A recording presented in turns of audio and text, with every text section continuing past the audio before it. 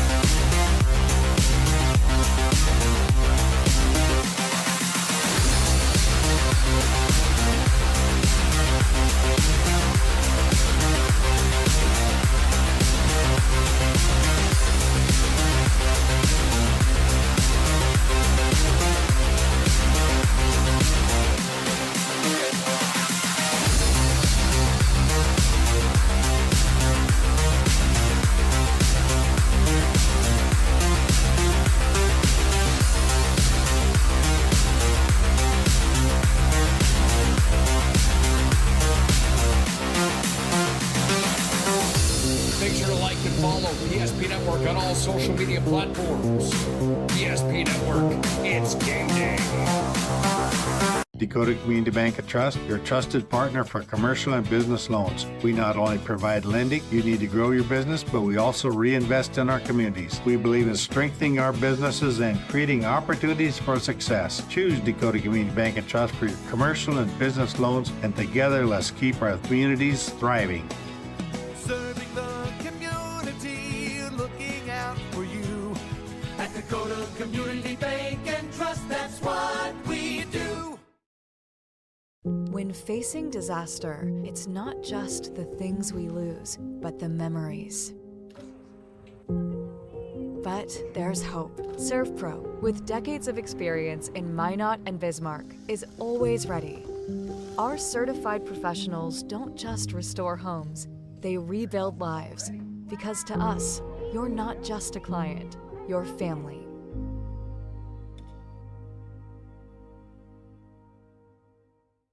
Since 2003, the architects and engineers at Ackerman Estvold have been enhancing everyday life. From response times to commute times, we've helped create critical infrastructure, enhancing highway safety, flood protection, and public education. And we're no stranger to enhancing fun, family outings, and even game time. Ackerman Estvold, working to enhance your everyday life. Great news! If you're looking for a new vehicle, Ryan Family Dealerships has the best selection we've had in years. You'll find fantastic offers from Nissan, Honda, Chevrolet, Buick, GMC, Cadillac, Chrysler, Dodge, Jeep, and Ram. Hold on! Ryan sells Chrysler, Dodge, Jeep, and Ram? Yes, we do, and we'd love to sell one to you. Visit one of our 5 convenient locations in Minot and Williston. Get your next vehicle from a name you know and trust. Ryan Family Dealerships. That sinking feeling you get when this happens? That's oil change-anxiety. The anxiety of being without a car with a billion things to do. The fear of being overcharged. The stress of not knowing where to go or who to trust. But you never get those feelings at Valvoline Instant Oil Change, where you can watch us work right from your car, and we finish up in about 15 minutes. We changed your oil and did our 18-point safety check. Valvoline Instant Oil Change. Service you can see, experts you can trust.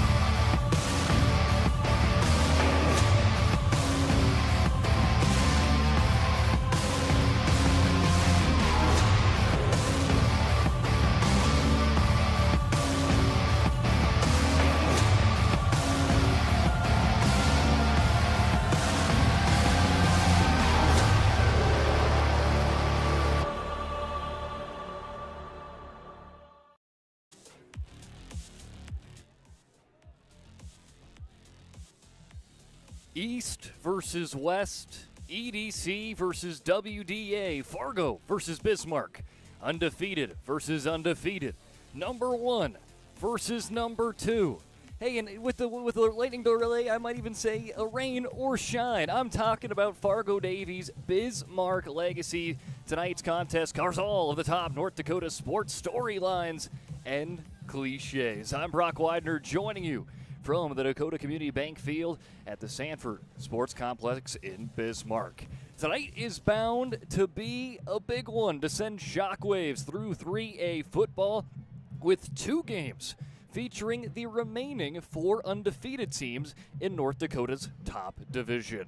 Again, right here we'll have number 1 Davies versus number 2 Legacy at the Sanford Sports Complex. Just down the road at the Bismarck Community Bowl, we're also covering on the PSP Network number 3 Bismarck High versus number 4 Fargo Shanley. So it's going to be a big time night here in 3A, as we're going to jump right in to those 3A polls. And as you see, again, Davies is number 1, 16 first place votes. Legacy, 1 first place votes. Those 2 teams taking on each other, and 3 and 4, who are also undefeated, taking on each other here on this Friday night. West Fargo Cheyenne rounds out the top 5. No other teams receiving votes, as West Fargo Cheyenne tonight, as they're back at home, taking on Bismarck Century. So big time matchups here in AAA. And now let's go and take a look at WDA EDC. As we now will look on over at the EDC standings. And the football standings here, and you look at Fargo Davies 2-0, Shanley 2-0 as well, Horace 1-1, Fargo North 1-1, Cheyenne with a 1-1 record as well. And then in the West, it's Bismarck Legacy and Bismarck High, both 2-0. The other teams in the region all looking for their first wins. More to come on the Valvoline Instant Oil Change pregame show when we continue on the PSP Network. Wondering whether you need wealth management? Wealth management is a multifaceted offering that should provide opportunities for growth and security. At BNC National Bank, we pride ourselves on putting your priorities first and providing practical, objective financial advice. Our team can help you assess your goals and take stock of your assets to determine whether wealth management is right for you. Speak to a member of our team today to learn more. Member FDIC. Being in business for over 25 years, we've learned a lot about why local matters. Unlike those guys, we take pride in our work and back our tires with our Plus Plan guarantee to get the most out of your tire's lifespan. Are the tires the same size on all the sides? We strive to provide great value to our guests and lowest prices guaranteed. That's not good. Stop at a trusted tire and auto and get a set of tires from people you know and trust, and will even match those guys.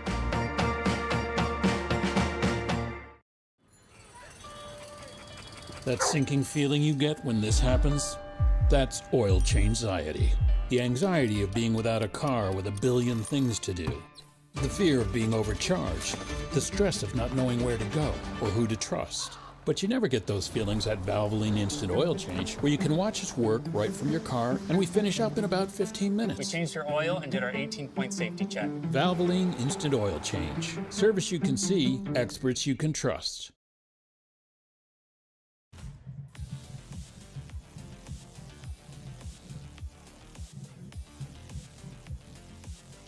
Valvoline Instant Oil Change brings you the pregame show today. Valvoline Instant Oil Change, 25 years of the Lundins taking care of people. Local actually matters. Not to mention, this oil change is a stay in your car drive-through oil change that is typically performed in 15 minutes or less. Find them in Minot and Bismarck. It's Valvoline Instant Oil Change. Fargo Davies versus Bismarck Legacy at the Sanford Sports Complex, number 1 versus number 2. We talked about the 3A polls. We even took a look where these teams are standing. In the standings, they're at the top and seeing if they can stay that way. And we talked about a big night all around, but it's going to be a big, big night on the PSP Network.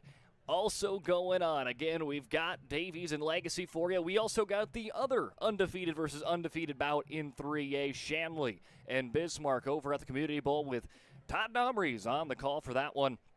And rounding out our 3A coverage for the day, West Fargo versus Minot High. Both those two teams trying to find their first wins, and their losses have been in heartbreaking fashion this year. West Fargo has a point differential of -2, and they're 0-2. They've lost both their games by just 1 point, and Minot High lost to West Fargo Cheyenne last week in the closing minutes. So both those two teams looking to try to get in the win column in non-region competition.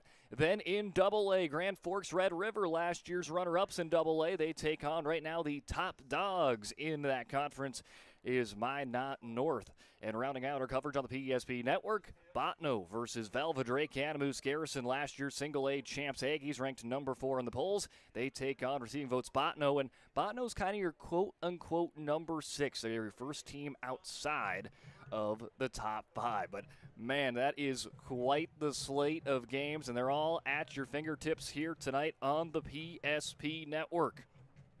Davies, Legacy, shaking hands, and when we come back on the Valvoline Instant Oil Change pre-game show, we are going to start diving in to this contest between number 1 and number 2. At Badlands Pet Crematory, we understand that pets are family. Unlike other crematories in the area, we are the only dedicated pet crematory that offers private individual cremation. One pet at a time, 100% guaranteed. From start to finish, we personally handle your pet with the utmost care, ensuring that you receive only your pet in return. Choose Badlands Pet Crematory, because saying goodbye should come with certainty and trust. Rooted in the heart of our vibrant communities stands Bravera Bank, offering complete financial services for banking, wealth management, and insurance. From home loans and checking accounts, let me tell you about the cashback rewards with this account, to wealth management, we'll help you forge your path ahead. Let's create a plan to reach your financial goals. Sounds great. With specialty insurance coverage, our advisors ensure your operation can carry on. Looks like it's going to be a great harvest. Breathe in. I can't believe I wrecked my car. There are some things in life we can't control, but what's important is how we respond. At Jerome's Collision Center, they provide the highest quality of service, assuring the job gets done stress-free and making it feel like a breath of fresh air. And to give you peace of mind, they handle the insurance. Are you even a therapist? Don't worry about it. Jerome's, they're the experts. Jerome's.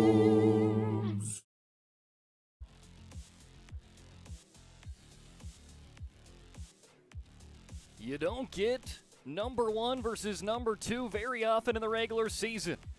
But to get a matchup like this in week number 3, it's going to be a real treat tonight. Fargo Davies started this year ranked number 2 in the media preseason polls, but after West Fargo Cheyenne fell in week number 1, Davies took the top spot and have held it now for the last 2 weeks with wins over Minot High and last week a victory over Bismarck Century.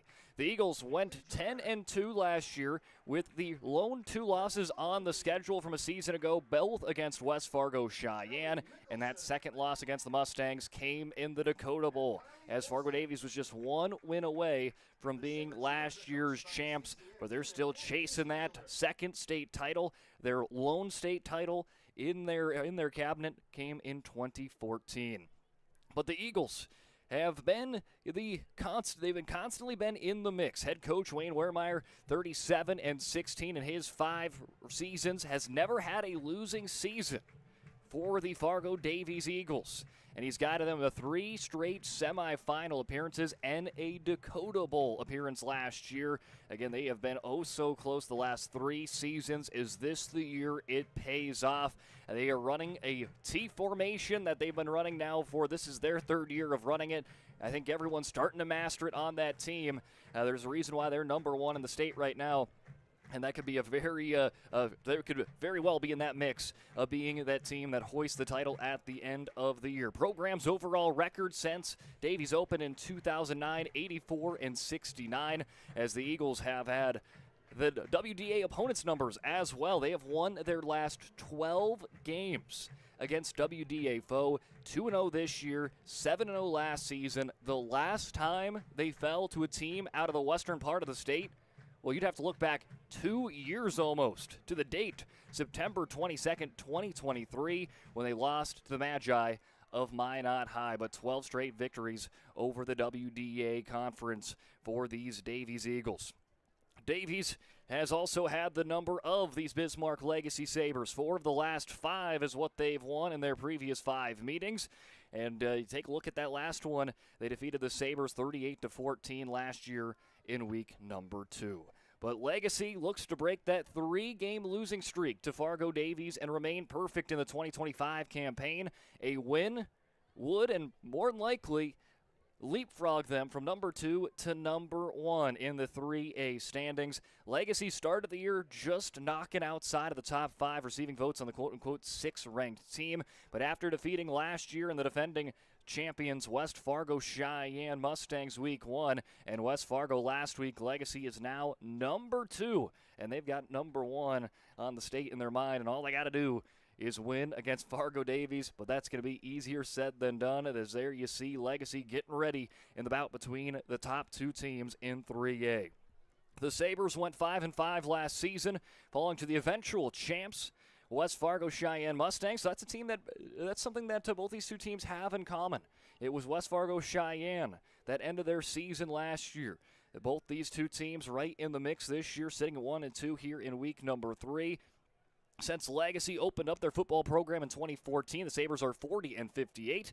Chris Clements has been the head coach for all 10 full seasons of Legacy football, sending them to 6 trips to the playoffs. But this Legacy team, they've never made it past the quarterfinals. The Sabres this year hope to take that next step this season and go from playoff regulars to title contenders as they come running out. And they have kind of the ingredients. They have a very senior and junior experienced heavy team, and so does Fargo Davies, and that's kind of something that you see a lot, especially early on the season, that experience pay dividends, and that's what's helped them climb to the top right now. Both teams undefeated, and when we come back on the Valvoline Instant Oil Change pre-game show, we are going to start taking a look at some team stats. We're going to compare Legacy and Davies in their first 2 weeks as they get ready for the biggest Week 3 bout on the slate. Planning for the future is difficult, but pre-planning your funeral is a thoughtful way to ease the burden on your loved ones. At Stevenson Funeral Home, our compassionate team will help you create a personalized plan that reflects your values. We'll make sure that your wishes are honored and that your family will have peace of mind in a challenging time. Call us today to start your pre-planning journey. You can count on us to be with you every step of the way. Stevenson Funeral Home.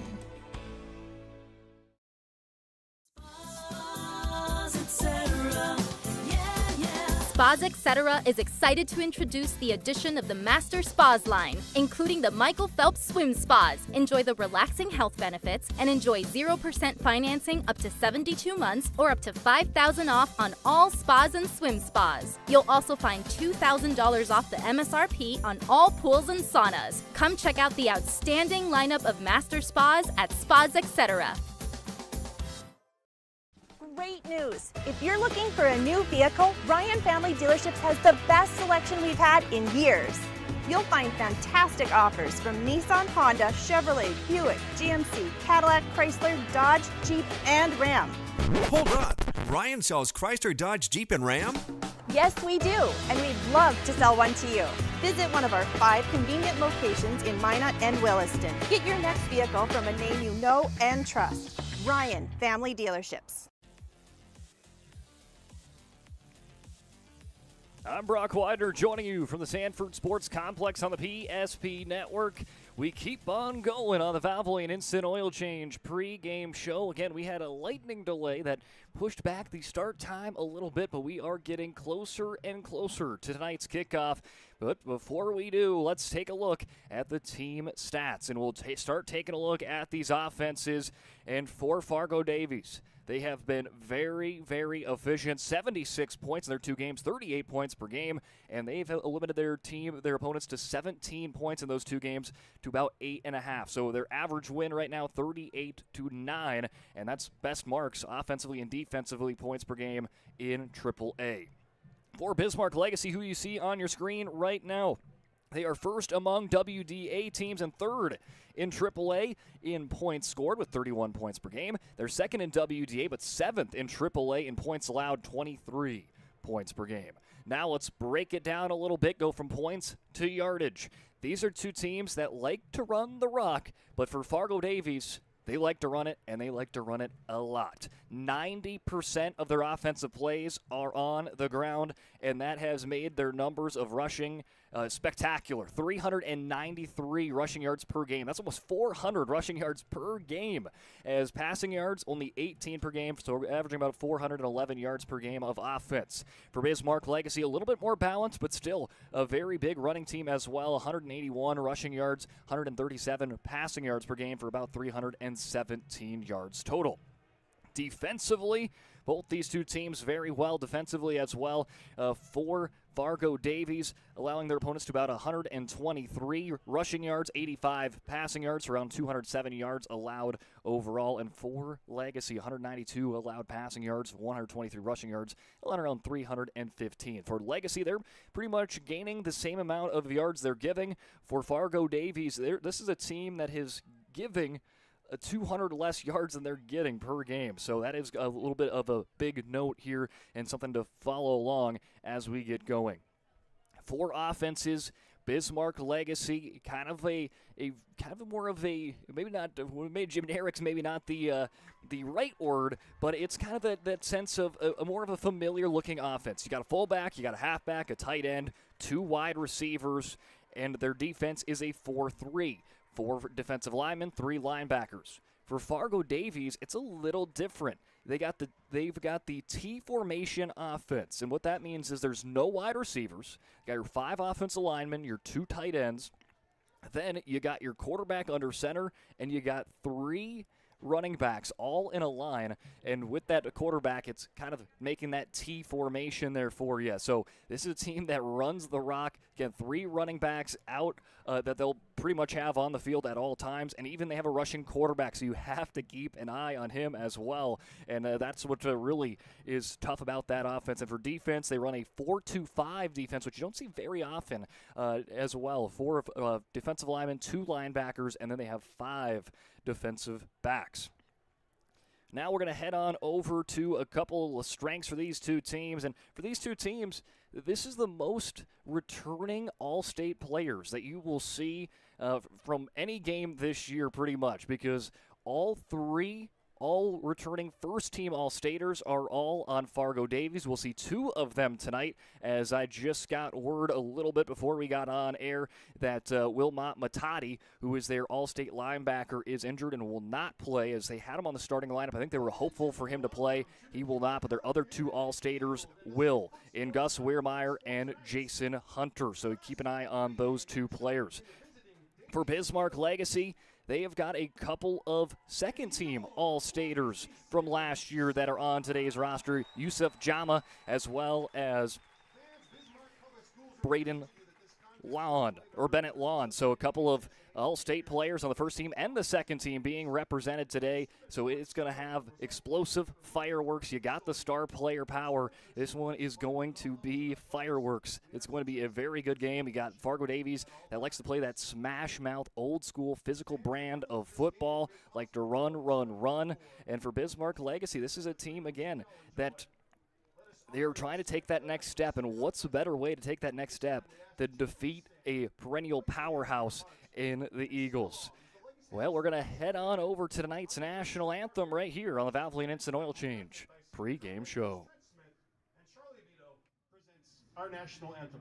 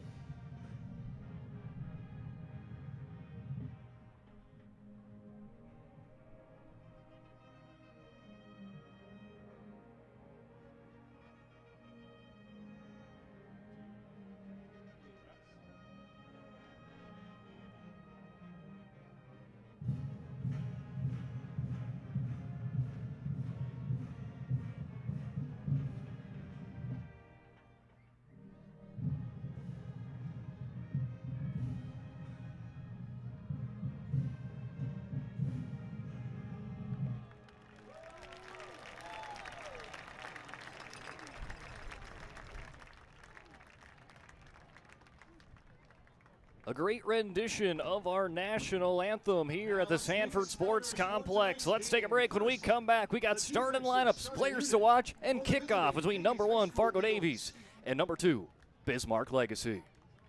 Nobody thinks about personal injury until it happens. But when injury strikes, so will your bills and the turmoil and everything you'll miss out on. It's a mess and you need someone to help it all make sense. That someone is Schweigert, Clemene, and McBride. We know the territory and the process, and we work smart and hard to get you results. It's easier to get back to normal knowing there's a team behind you. We're the ones the other side doesn't want you to call. We're on your side. We're Schweigert, Clemene, and McBride. For decades, Nodak Insurance Company has been serving our state's residents in good times and challenging times. We come together for the greater good, from simple acts of kindness to company-wide efforts that make a difference in our community. It's who we are, rooted in North Dakota and ready to serve when it matters most. Nodak Insurance Company, agents with answers. Darren Johnson, Cody Olson, and Scott Wilkins, your agents with answers in Mandan. And the quarterback, a senior, number 5, Chris Kiepa. Welcome in here to the PSP Network. We've got a big one. Fargo Davies taking on Bismarck Legacy, number 1 versus number 2. Before we introduce you to your tonight's starting lineups, let's take a look at players to watch here tonight, and you've got a lot of big names here in the state. Bismarck Legacy, the home team Sabres, Yusuf Jama. He's one of your best running backs in the state, 235 rushing yards on 46 attempts. 5 yards per carry, 117 rushing yards per game with 3 touchdowns for Jama. Continuing on with the big 3 offensively for the Sabres. Brody Weigel, the quarterback, 17 for 27, 273 passing yards, 2 touchdowns, 1 interception. Also has 3 touchdowns on the ground for 42 yards rushing. And rounding out that big 3 on the offense, Jack Juleson has 162 of the team's 273 receptions, 11 catches, 1 touchdown for Juleson. Also has 7 tackles defensively. But a couple names that I'm going to throw out there to keep an eye on offensively to try to provide alternate options for the Sabres today. Wyatt Boone, look for him to relieve some of that pressure of the big 3, 45 rushing yards, 20 receiving yards on the season. And Bennett Lawn, he's known for his defense in All-Stater defensively, but also has a big touchdown this year, 52. Xavier Muse, Kane Matheson, 1, 2, 3 jersey numbers, and that is kind of their big 3. 190 rushing yards on 9 carries for Colton Tesh, as the fullback is averaging 21 yards per carry. He's averaging 2 first downs per carry, 95 yards per game, 2 touchdowns. Also defensively, 10 tackles, 1 interception. Xavier Muse, the quarterback, 174 rushing yards, and also adds 32 yards per the air on the dual threat quarterback. Kane Matheson, 151 yards on 12 carries for about 13 yards per carries with 3 touchdowns.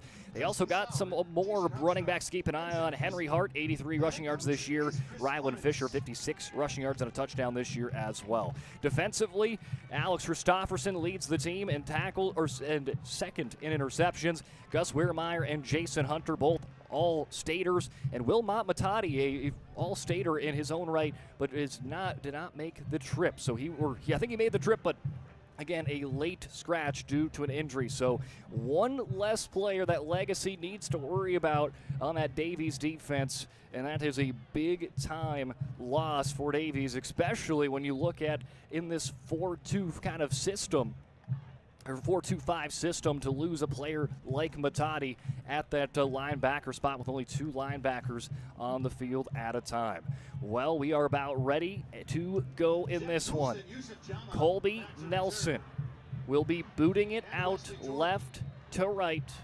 And once the kick is returned, then we will introduce you to the starting Legacy offense as it hits back for a touchback. So let's meet the Bismarck Legacy Sabres. On the right side of the line, right tackle, a sophomore John Sperry. Then it's Jackson Sperry at the right guard. Center Carter Johnson, Jack Mitchell at left guard, and left tackle Lincoln Lamar. And then for the tight end, Nick Sanford, a senior. A couple of seniors at the wide receiver spots, Jack Juleson and Bennett Lawn. Fullback Wesley Jordan, the all-stater Yusuf Jama, and Brody Weigel coming up to lead the offense, compiled of 9 seniors, 1 junior, 1 sophomore in the starting group for the Sabres. For the Fargo Davies Eagles, on that front line, it's Alex Meese, Brody Iverson, Gus Weirmeyer, and Jason Hunter as Weigel calling into motion. Calls receiver into motion. Weigel steps into pass. He's going to let one go to Bennett Lawn. Almost had the big time throw there, and that would have been huge to start this game for Bismarck Legacy. Your key to the game for Bismarck Legacy might be score first. You don't want to play from behind with these Fargo Davies Eagles that like to run the ball, and that means they like to drain the clock as well. But Bennett Lawn almost with a big-time play early on. Jama, right hit with Weigel. The motion Wesley Jordan, the fullback to the right side of the line. Weigel spins around, overthrows Julson on the screenplay. Jack Julson, the intended target, and he's been that number 1 receiver for him. The only receiver for the Sabres that has over 2 catches. They've got a couple guys that have 2 or less, but none have 3 or more other than Jack Julson. They like to use him any way possible, as putting him in as that flanker wide receiver, so kind of your slot receiver, puts him in motion a lot. So we'll keep an eye on him as they'll bring in an extra receiver now in Josh Link. They'll motion Link to the far side. Julson now comes in motion. Weigel. Julson still in motion. Weigel takes the snap. Avoids pressure. Slings the pass to Julson. That one skips in the dirt for an incomplete pass. And a big-time stop for the Fargo Davies defense. Talked about that front line for the Davies. The linebacker spots, Henry Hart. Wilmot Matati, again, was the projected starter. I believe, looking at numbers real quick, looks like Chase Kungle is out there at Wilmot Matati's spot. Colton Tesh and Alex Christofferson, as well as Isaiah Stangy, are your safeties tonight. Peyton Persons and Chris Kiepa are the cornerbacks who make the stop. They're in the first 3 and out. Punt on its way. Be fielded around the 46 or 48-yard line and immediately hit as he catches the ball. A big-time tackle on the way of the gunner of Griffin Zenz and company, and that's where Davies will set up shop at the 48.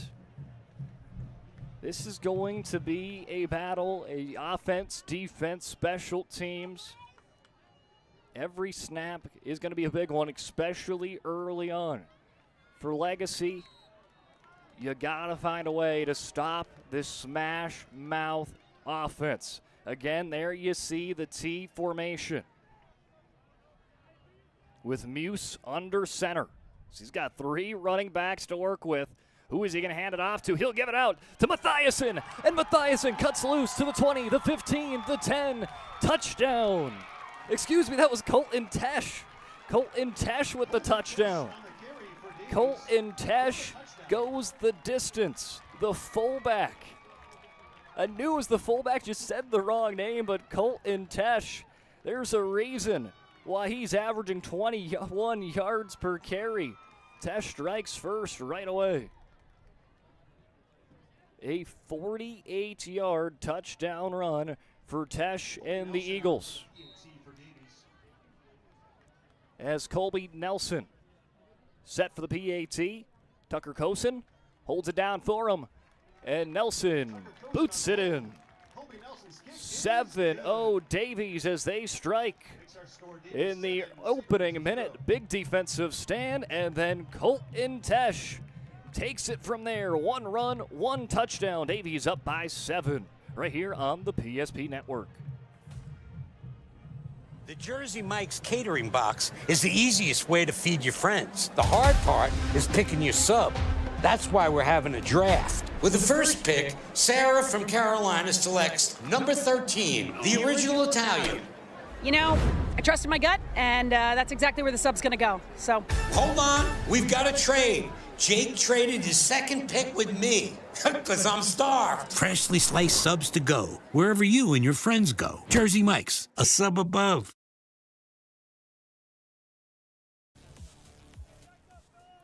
One offensive play, one touchdown for Fargo Davies. As the number one team in the state, there you see it there. Colton Tesh on the back end of his 48-yard touchdown run puts them up 7-0 with Colby Nelson's perfect PAT. Nelson now going to punt it back to Jack Julson. Julson just going to let it go. Nelson's got a boot as that one even out of the end zone for Nelson. There's some really talented kickers and punters here in this state. Saw that Botno had a punter and kicker that we're going to have on our PSP network tonight as well. You can catch that game as they take on number 4 Valva Drake Moose Garrison, but their punter and kicker of Halverson getting looked at of college recruiting. So and Nelson with a nice boot as well. Maybe he's getting looked at as well. 11:31. Still early in this one, less than 30 seconds after a 3-and-out and a quick Colton Tesh touchdown.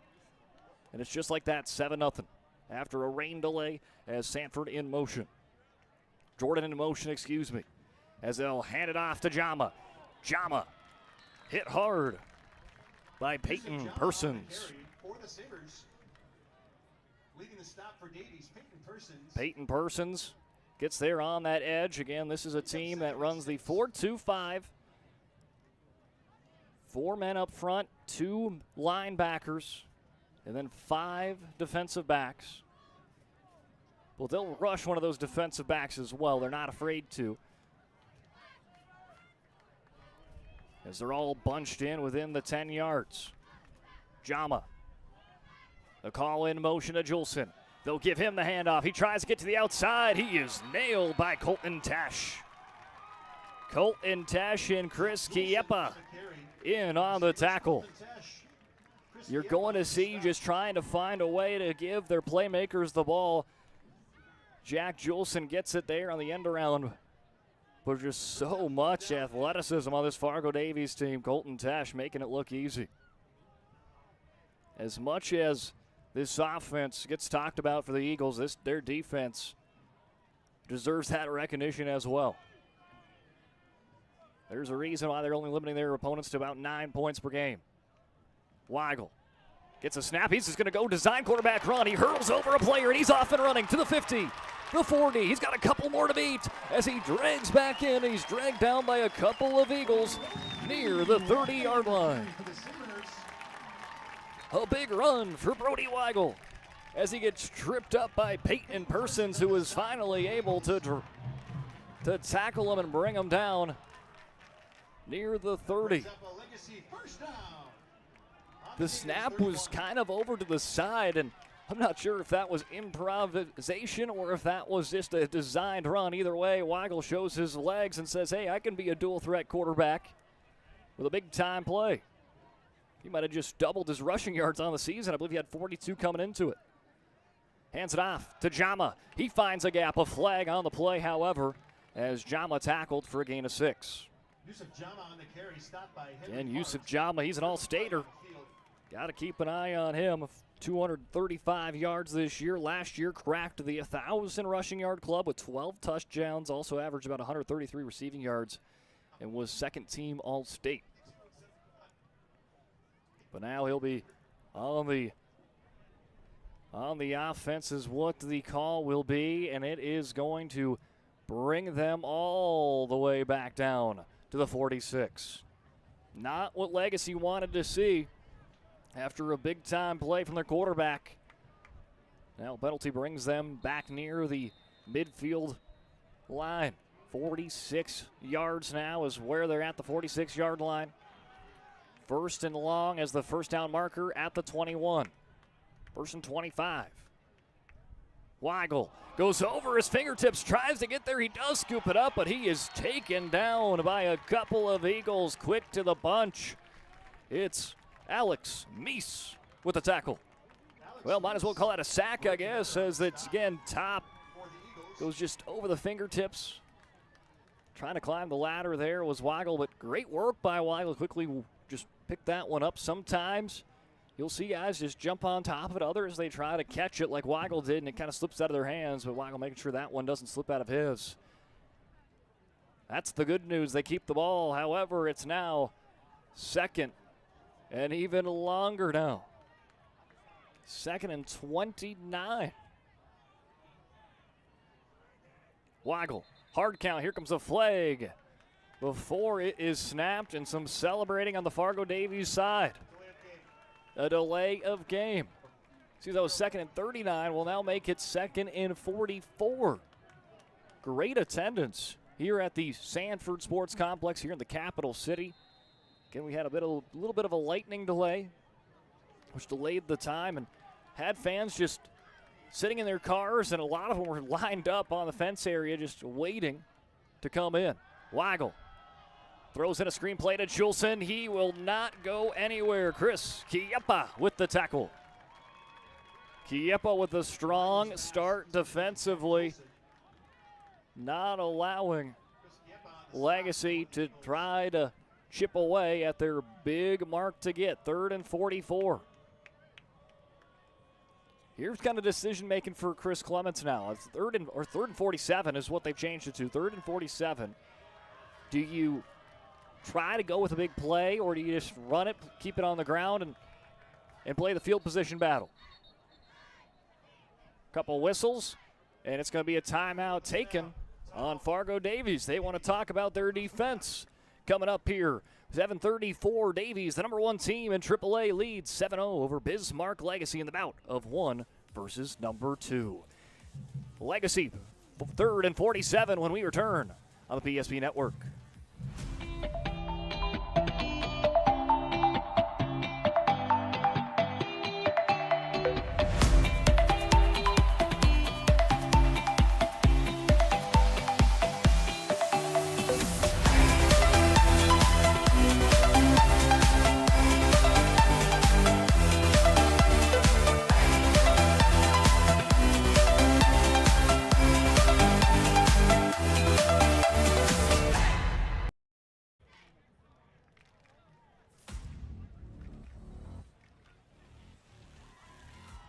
Decisions for Bismarck Legacy early on. 3rd and 47. After Legacy had a big-time run that flipped the field, put them in striking distance just outside of the Serve Pro red zone. But after a couple of penalty flags on the Sabres, a fumble, it has put them back. 3rd and 47. Davies looking to bring pressure. Weigel going to bounce out to the outside. Goes to the 40, to the 45. Runs into a teammate before being brought down at the 48. Good effort there for Brody Weigel. Player down for Fargo Davies as they'll quickly rush on over to the Eagle down. Weigel has been efficient on the ground. He is more than likely at least doubled of what he had on the season rushing. 42 yards on the ground is what he had coming into the day, and he has at least had 40-plus yards already. Oh, never mind. I didn't see the flag down. It was near the player that was down of Kungle. And so wipe that away and remake 3rd down. And also not news that Davies wants to see, as Chris Kungle is the backup linebacker to Wilmot Matati, who was not able to be playing tonight with an injury, and now Kungle goes down.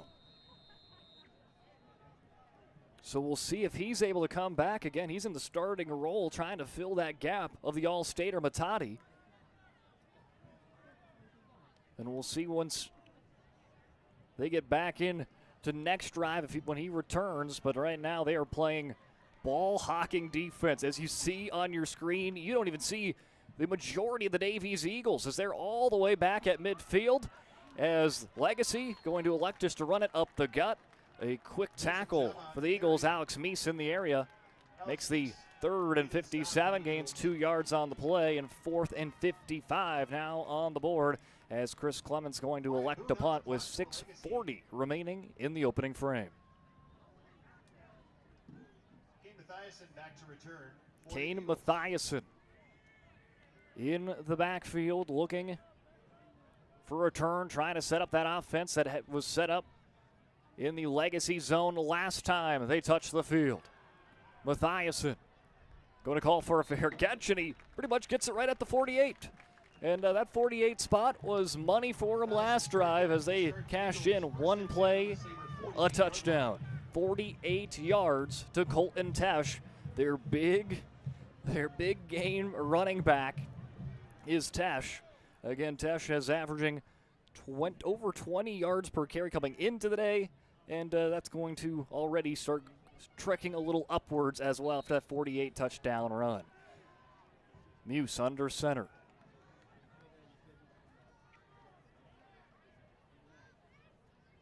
Muse with the 3 running backs crossing that T. He'll hand it off to Fisher. Finds a gap. He'll pick up a first down before being tangled up at the 34. Fisher with the run. Let's meet that starting Fargo Davies Eagles offense. At the tackles, it's Evan Lee and Jake Kingset. The All-Stater, the senior, Gus Wehrmeyer in the guard with Blake McCarthy, a couple seniors, and the center is a senior as well in Jackson Calvin. Tight ends, Matt DeBard and Will Matati, who is out today, but not sure who's picking up his starting spot. Colton Tesh, a fullback. Rylan Fisher, you saw there running the ball. Kane Mathiasen, the other running back. And under center, Xavier Muse. Very senior-heavy team as well, as now under center. They'll stagger, not quite in that T formation. As Muse fakes the handoff, he'll keep it himself. He almost breaks loose as he's brought down at the 21-yard line on a shoelace tackle. If he was able to just somehow get that shoe loose, he was probably turning in for 6. Muse is the quarterback, but you look at his numbers, he's just an added running back in there. It's kind of like putting a wildcat quarterback in. His numbers are higher on the rushing than they are on the passing. But hey, there's nothing wrong with that because he has been able to coordinate this T formation offense to perfection this season. Averaging over 400 yards per game. As some legacy fans saying, hey, delay a game, you got to look at it. And before the delay of game was called, it looks like Davies got a timeout off. Davies takes their first International Bank and Trust timeout as they lead 7-0, 4:56 when we return. Since 2003, the architects and engineers at Ackerman Esvold have been enhancing everyday life. From response times to commute times, we've helped create critical infrastructure, enhancing highway safety, flood protection, and public education. And we're no stranger to enhancing fun, family outings, and even game time. Ackerman Esvold, working to enhance your everyday life. Coming out of the First International Bank and Trust timeout for the Fargo Davies Eagles. Muse back under center, just outside the Serve Pro red zone. They'll hand it off to Colton Tesh. He's already got a touchdown. As he will keep on going, it looked like the pile stopped, and then it jolts forward for a first down. But there is a flag near the Legacy side. But that just shows this Davies offense. Just smash mouth football. They're going to say no foul, so no foul on the play. Might have dropped out of the pocket or something of that nature, but either way, first down Davies. They're in the Serve Pro red zone. Last drive, it was just one play, a 48-yard run for Colton Tesh. Well, Colton Tesh does it again. He brings them into the 9-yard line. First and goal at the 9. Muse with a disguised handoff. We'll give it on to, I believe Fisher gets it there as all sorts of trickery. Yes, it is Fisher. As you can see, Muse able to quickly get it on to Fisher. You had 3-4 different guys all there, and that's, again, the appeal to that T formation is you just don't know who has the ball. It's so hard to read, especially when they sail it so well as well. So you get some guys that are going after Colton Tesh, some guys that are going after Mathiasen, Muse, but then it's Fisher that has the ball, who gains 4 yards right down the middle. Muse, 2nd and 5.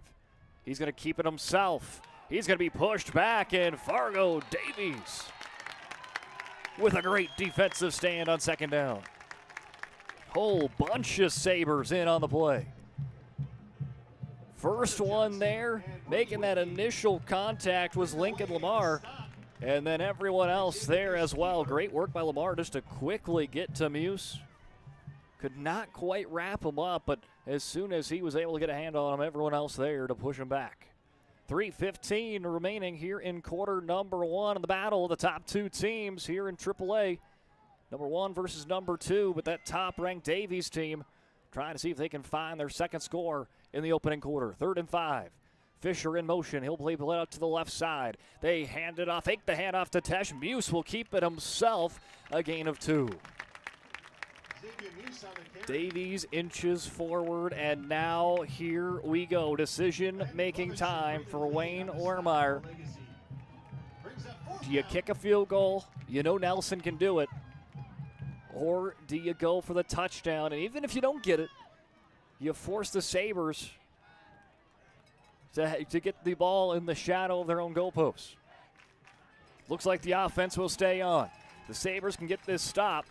That would be a huge momentum stand here at home for Bismarck. Muse, the quarterback sneak, pushing. I think he got stood up. We'll wait for the official ruling. And Bismarck, Legacy, with a huge defensive stand. Wow, stops him at the 1.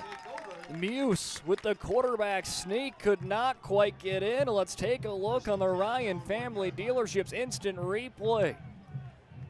Lincoln Lamar in on the initial contact with Muse again. The senior all over the place right there in the middle of that Legacy defense. And that is now with a big defensive stop. See if that can give some of that momentum and juice over to the offense, but they're going to have a long way. 99 yards to the opposite end zone. They're at their own 1. They've got to be patient. They got to find a way to get out. Jalma going to do just that. Again, you don't need a whole bunch right away. Just make sure you get away from the shadow of your own goalpost. Every yard makes it you breathe a little easier as Jalma picks up 2 on the play. 2nd down and 8 Sabres. We'll see if they continue to play it on the ground here. One more play, and then you go 3rd down passing, or how aggressive Chris Clements wants to be. Obviously, it's early in the game, but you also got to be cautious. You don't want to give up a safety either to a Davies team that has found the scoreboard well too often in their first couple of matchups. Weigel goes back into his own end zone, hands the ball off, and Davies gets the safety. Alex Meese in there as well as a couple other Eagles. No, they're not going to say safety. They're going to say that it was forward motion, I think, for Legacy. Yes, so they are going to say forward motion will stop and does not carry on into the end zone. So no safety. That was a big-time call there. And maybe gave Legacy a little bit of a scare, but hey, no harm, no foul. 3rd and 10. 3rd and 10 at their own 1. Weigel just going to throw up a lob pass in and out of the hands of Jack Julson. Julson was going with that concentration play, but it was Colton Tesh able to give him a little shove, making sure Julson doesn't come away with a big 1st down catch. Brings up 4th down for Legacy. Wyatt Boone on to punt. Wyatt Boone comes up with what could be a big-time punt. Special teams is big right now as Boone making sure where that outside line is. That's a big thing right now. He puts his heels right on that back marker. Again, he can't move back or else he'll be out and give a safety. Quickly boots it away. Ball is going to drop at the 30. Friendly bounce for Legacy, and they will stop the Eagles at the 35. It's a field position battle right now at the Fargo Davies Eagles that have had the better end of the field position. But Bismarck Legacy, after giving up that opening offensive touchdown for Fargo Davies' first play, 48-yard touchdown, allowed Davies to get to the 1-yard line, but got a big defensive stand. Legacy's defense bending but not breaking, and that's what you need in this game to keep you in it. We're the top team in the state, Fargo Davies, number 1 versus number 2, Muse. Seeing what he's got. Handoff to Tesh, to the 20, the 10, touchdown. Colton Tesh, his second on the night. Colton Tesh does it again. There's a 35-yard touchdown to go with his 48-yarder that he picked up at the opening minute of the contest. And there's a reason he's averaging 20 yards per carry. That number right now soaring up. 20 seconds remaining here in quarter number 1. Cosin with the hold, Nelson with the boot. It is good. That would have been good from a distance there from Nelson. 14-0. Colton Tesh, 2 touchdowns for Fargo Davies in the opening quarter. Puts them up by a pair of touchdowns. 14-0 Davies. Legacy getting the ball when we return on the PSP Network. At Shots Crossroads, we make 8 gallons of homemade ranch dressing every day, so you can smother your dinner salad with it, dip those crispy golden french fries in it, and dunk your breaded chicken strips. You can even cover your... Wait, no. You can't put ranch on steak. Or can you? Shots Crossroads. Don't forget the ranch.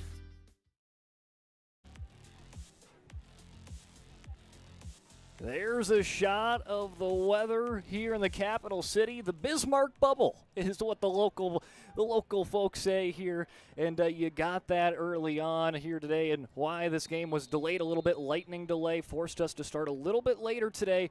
But it was also interesting because back at the Bismarck Community Bubble, the Community Bowl with Bismarck High and Shanley, they weren't affected by it as this game initially was. So just, hey, what a couple miles matters of which side the lightning hits. And Bismarck, this game gets delayed a little bit, but we're back in action and almost at the end of the first quarter. Davies right now is that run game. It has been firing on all cylinders. Colton Tesh has led the way, 2 touchdowns. He's got over 70 yards.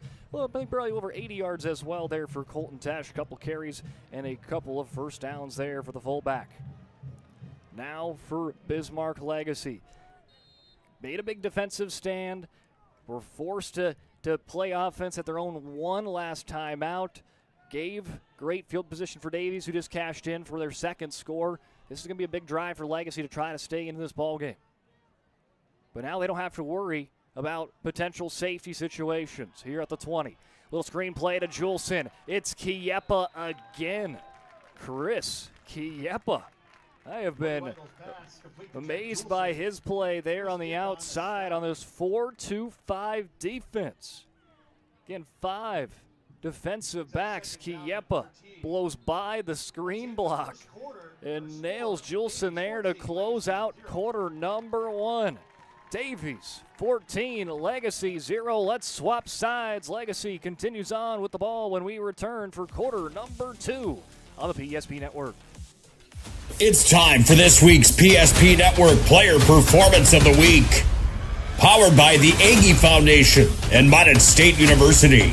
Congratulations to this week's nominees on Big Time Games.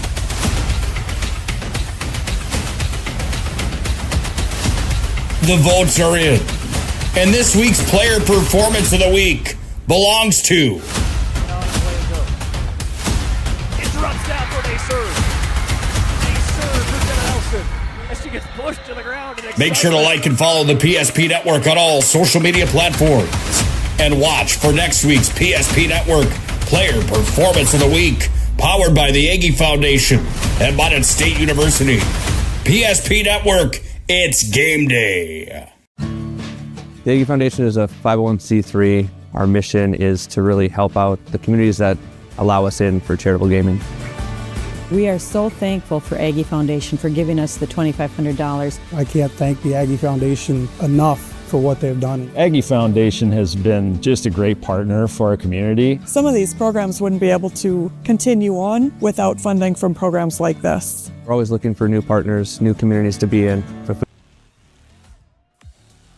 Handoff to Yusuf Jama. He lowers the shoulder as he goes down for a gain of a couple. Bring it up now, 3rd down for the Sabres. Excuse me, that was 3rd and 13. They had the number 2 up there. As Mathiasen with the big stop. 3rd and 5 now, okay. So now we're all on the same page. You're 3rd and 5. As you saw there, the Aggie Foundation Player of the Week this week, Jenna Nelson for DHS Volleyball. And she even had another stellar game. That was off her performance on last Saturday against Minot North. And had a big one again against Jamestown last night for the Mavericks. A couple of these players on the field trying to put their name in the hat for the Player of the Week on the PSP Network. Brought to you by the Aggie Foundation. Yusuf Jama saying, hey, I'm going to throw my hat in the ring as he picks up a 1st down. Hey, if you love running the football, these two teams probably do it better than most in the state. You got Davies, who runs the ball 90% of the time. Bismarck High, around 75% of the time they run the ball. Now, yardage is pretty close with that pass in the rush game, but they run it a lot more than they throw it. But when they do throw it, they can get some big, heavy hitters. We saw that almost started off with one early in this game that just missed by a yard or two. Little dump pass to Jama. Makes one defender miss. He will stumble and lunge towards midfield. But there is a flag on the play, not what Legacy wants to see. Holding on the offense. And that has just been one of those storylines of the day. When Legacy can get something big happening, it's just a flag or something that just draws them back. It was a big-time run for Jama, but now back in to playing behind the line of scrimmage. Earlier in this game, well, I think it was, 3rd and 57 or something like that for Bismarck. Legacy had a point with a couple of penalties and a fumble and just forced them to play way deep there and decided just, hey, we're just going to run it and play this field position battle. Got to play disciplined football here against Fargo Davies. They'll hand it up the middle to Wyatt Boone. Again, Boone could be one of those players that could step up in today's contest. You take a look at that Legacy offense, that big 3, the quarterback Weigel, wide receiver Jack Julson, running back Yusuf Jama. Will be another player that steps up, and you can see Wyatt Boone be right and try to rise to that occasion as that backup running back to Jama. 2nd and 17. Sensing pressure, Weigel just going to let one fly just out of the grasp of the defensive back, Peyton Persons. Was trying to get it to Bennett Lawn. Look at the pressure being shown by Chase Kunigal. Kunigal there is, again, he was one of those players that has been stepping up in a big way. He was filling in for Wilmot Matati today. Was hurt a couple possessions ago, but Kunigal is back in action. Kunigal now seeing if he can quickly get there as he misses Boone. Boone to the 50, the 40, just a couple of Eagles to beat as he will be wrestled down by Tesh at the 34. Wyatt Boone, there's a big run. Wyatt Boone, 46 yards of rushing coming into the contest.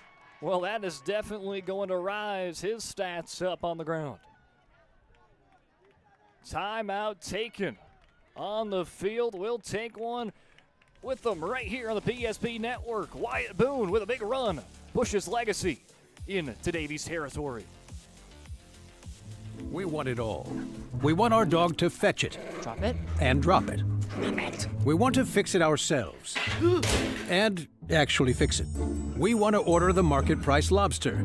And know the market price of the lobster. How much is... Whatever the market says. Sadly, we can't have it all. Except at Sport Clips, where we check in with the pros in men's hair and totally check out with pure, uninterrupted relaxation. Sport Clips. It's a game changer.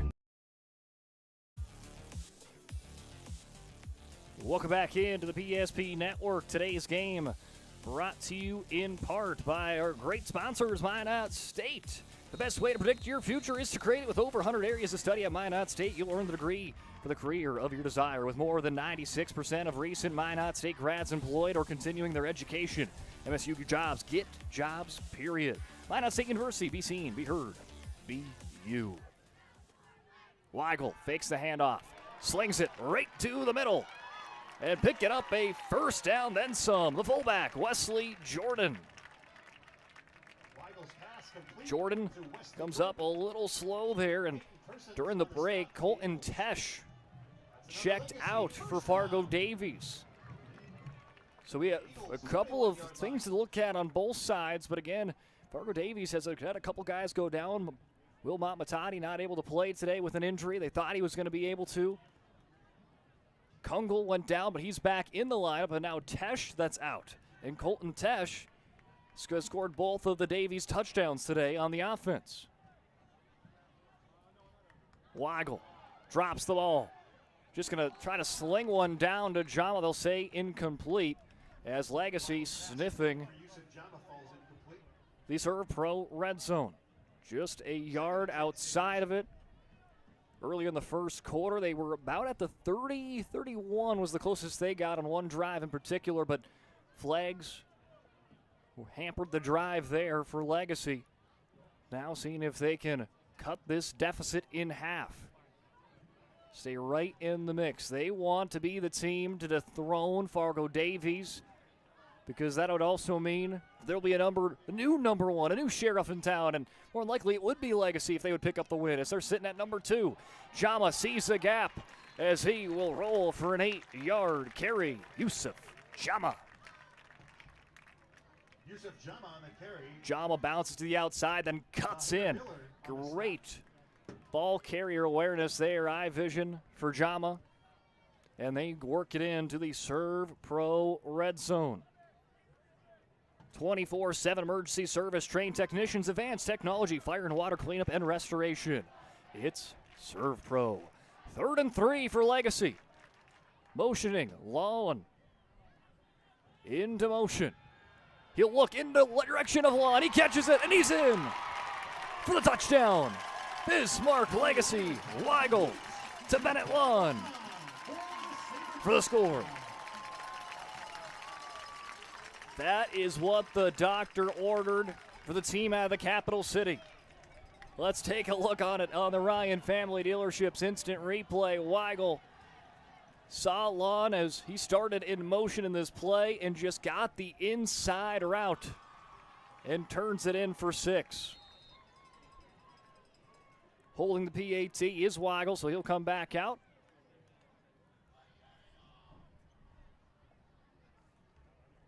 Weigel the holder. Fricky boots it in as Sam Fricky's kick is good. 14-7 Bismarck Legacy on the board. A big touchdown from Weigel to Lawn makes it 14-7 on the BNC scoreboard. You're listening to the PSP Network. Wondering whether you need wealth management? Wealth management is a multifaceted offering that should provide opportunities for growth and security. At BNC National Bank, we pride ourselves on putting your priorities first and providing practical, objective financial advice. Our team can help you assess your goals and take stock of your assets to determine whether wealth management is right for you. Speak to a member of our team today to learn more. Member FDIC.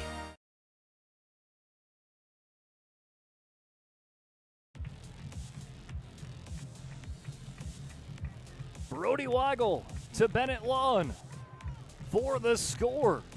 The extra point for Fricky was good. It's 14-7. There's the replay of the touchdown as Bennett Lawn has now Legacy within a score.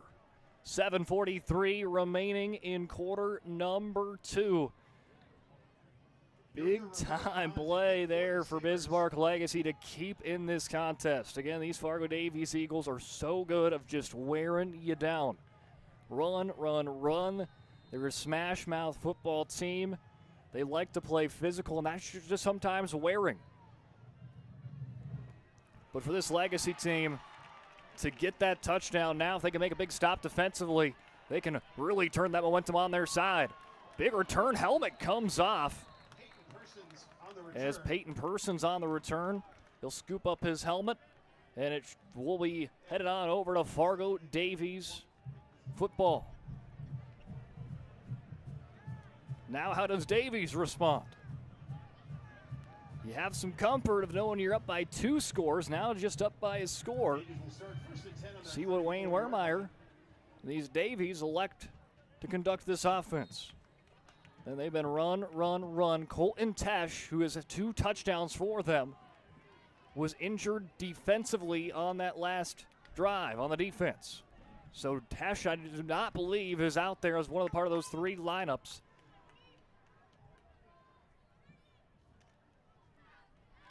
As Muse gonna keep her, and he magically disappears from the pack. The 10, the 5, touchdown. Xavier Muse. Xavier Muse in on the score. Oh my goodness. Just a Houdini act there for Xavier Muse. Was in the pile and then he was not. And that is what you can't take a play off with these Eagles. A quick response, less than or about 15 seconds after the Legacy touchdown. Xavier Muse turns in for 6, and Nelson makes it 7. A quick response, 15 seconds after the Legacy score. Xavier Muse scores one of his own, 21-7 on the BNC scoreboard, favoring the top team in AAA. Rooted in the heart of our vibrant communities stands Brevera Bank, offering complete financial services for banking, wealth management, and insurance. From home loans and checking accounts, let me tell you about the cashback rewards with this account, to wealth management, we'll help you forge your path ahead. Let's create a plan to reach your financial goals. Sounds great. With specialty insurance coverage, our advisors ensure your operation can carry on. Looks like it's going to be a great harvest.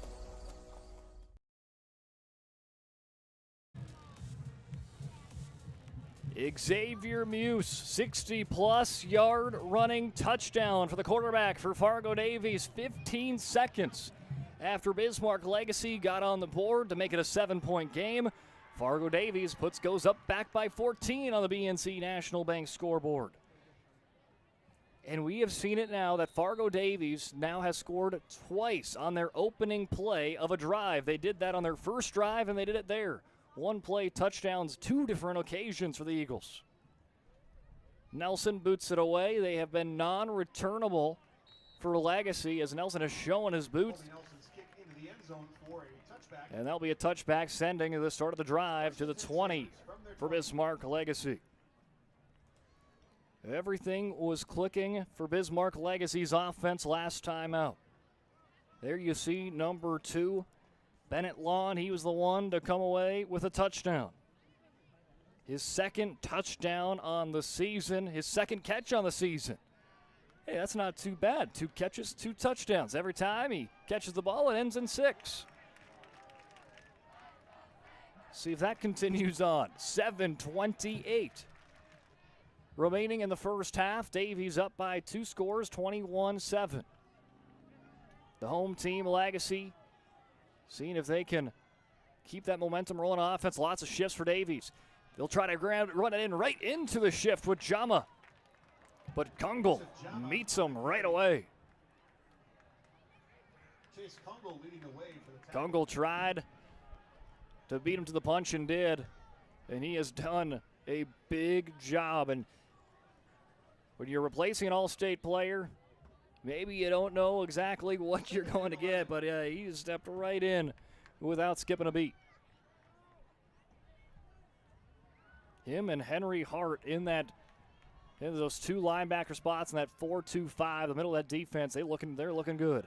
Jama on the stretch play. He'll lower the shoulder. He's met by Hart and company. And he'll split that first down marker in half. Bring it up about 3rd and 5, give it and take. We'll say 3rd and 4. They'll give him an extra yard. 3rd and 4 for the Sabres. 3rd and 4, Bennett Lawn comes in to relay the message.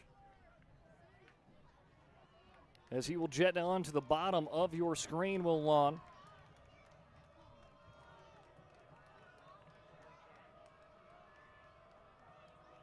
Weigel, hard count, gets all the Davies. Eagles to jump. Big time hard count for Weigel, and there's going to be a free first down.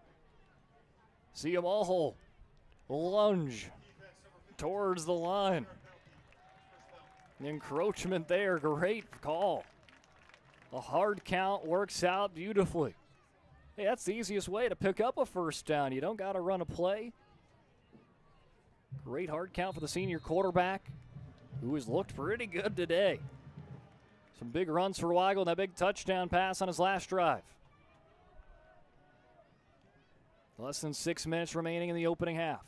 Takes the hand off to Jama. He'll sling it past to Juleson. Juleson met as soon as he touches that ball in on the tackle is Stange. So Stange in on the tackle. There you see here Weigel fake that handoff on the RPO. Stange, though, making sure Juleson cannot use his athletic ability to play in for a big-time play. Instead, will be contained for just a gain of 7. 2nd and 3 now up on the way of Legacy. They'll shift the tight ends from the left side of the line to the right. Hand off to Jama. Follows those tight ends for a first down. He's going to fight off about 5 different Eagles and power his way on past midfield. The second team All-Stater showing why he was on the All-State list. Look at that. 4 or 5 different Eagles couldn't bring him down. Jama going to come in and take a breather there. A job well done for 0 in the black and gold. They'll bring back in Wyatt Boone to fill in his gap now as they're right at midfield into the Davies side at the 49. Take the handoff to Boone. Weigel looking for Lon. Out of play.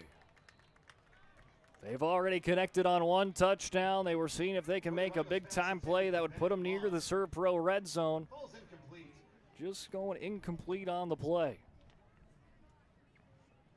This game brought to you in part by BSN. BSN creates exclusive personalized solutions for North Dakota high school and collegiate programs.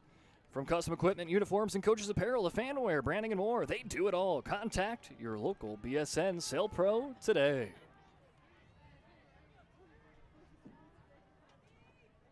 Weigel 2nd and 10. Faces some pressure from Alex Meese. Now he'll roll to his right. Flag is thrown. Weigel going to send a wobbling ball out of play. As Meese provided that first pressure, and he sent him right into Jason Hunter. Again, if you're a Fargo Davies fan, you might know Jason Hunter as the number 54. Well, he's repping 47 tonight. They might be using him as tight end, so that's kind of where they made the jersey switch to 47 with Matati out. So keeping that option open, and had to make the jersey number change. And did a great job there. Meese forces him over to Hunter, and Hunter, an All-Stater himself, said, hey, you're more than welcome my way. Flag on the play, though, will push it back on the holding as Hunter was the one that was held on the play. 2nd and 20. Jama gets the ball, gets a hold of Fine as he'll get back to the initial line of scrimmage and then some. Gain of 13 for Jama. Jama has been electric here in the second quarter. Made some nice plays in the first quarter, but now he's really coming up to the forefront here.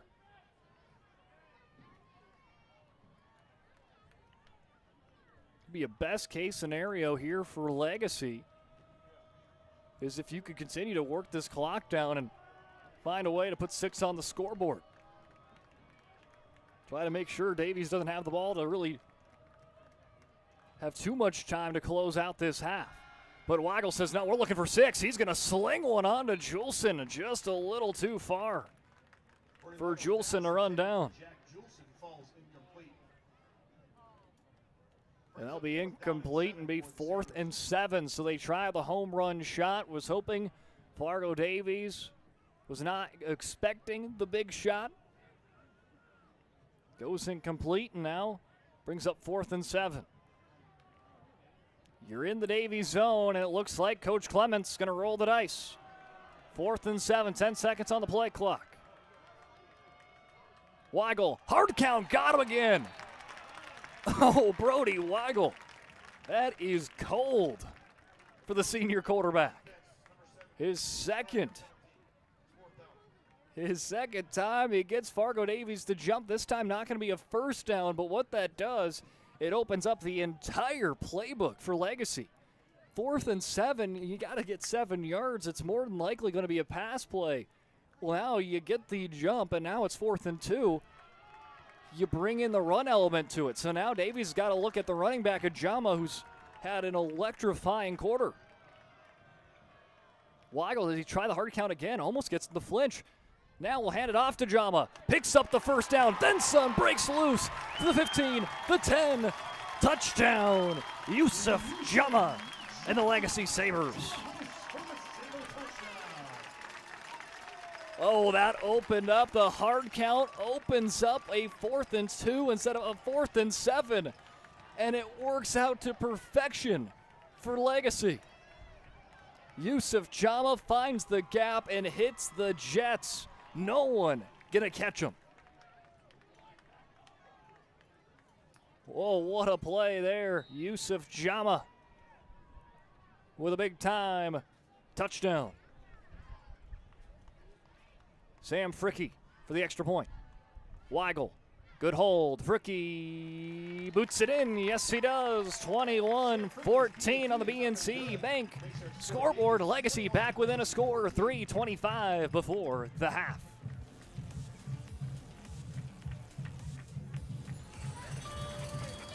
That sinking feeling you get when this happens? That's oil change-anxiety.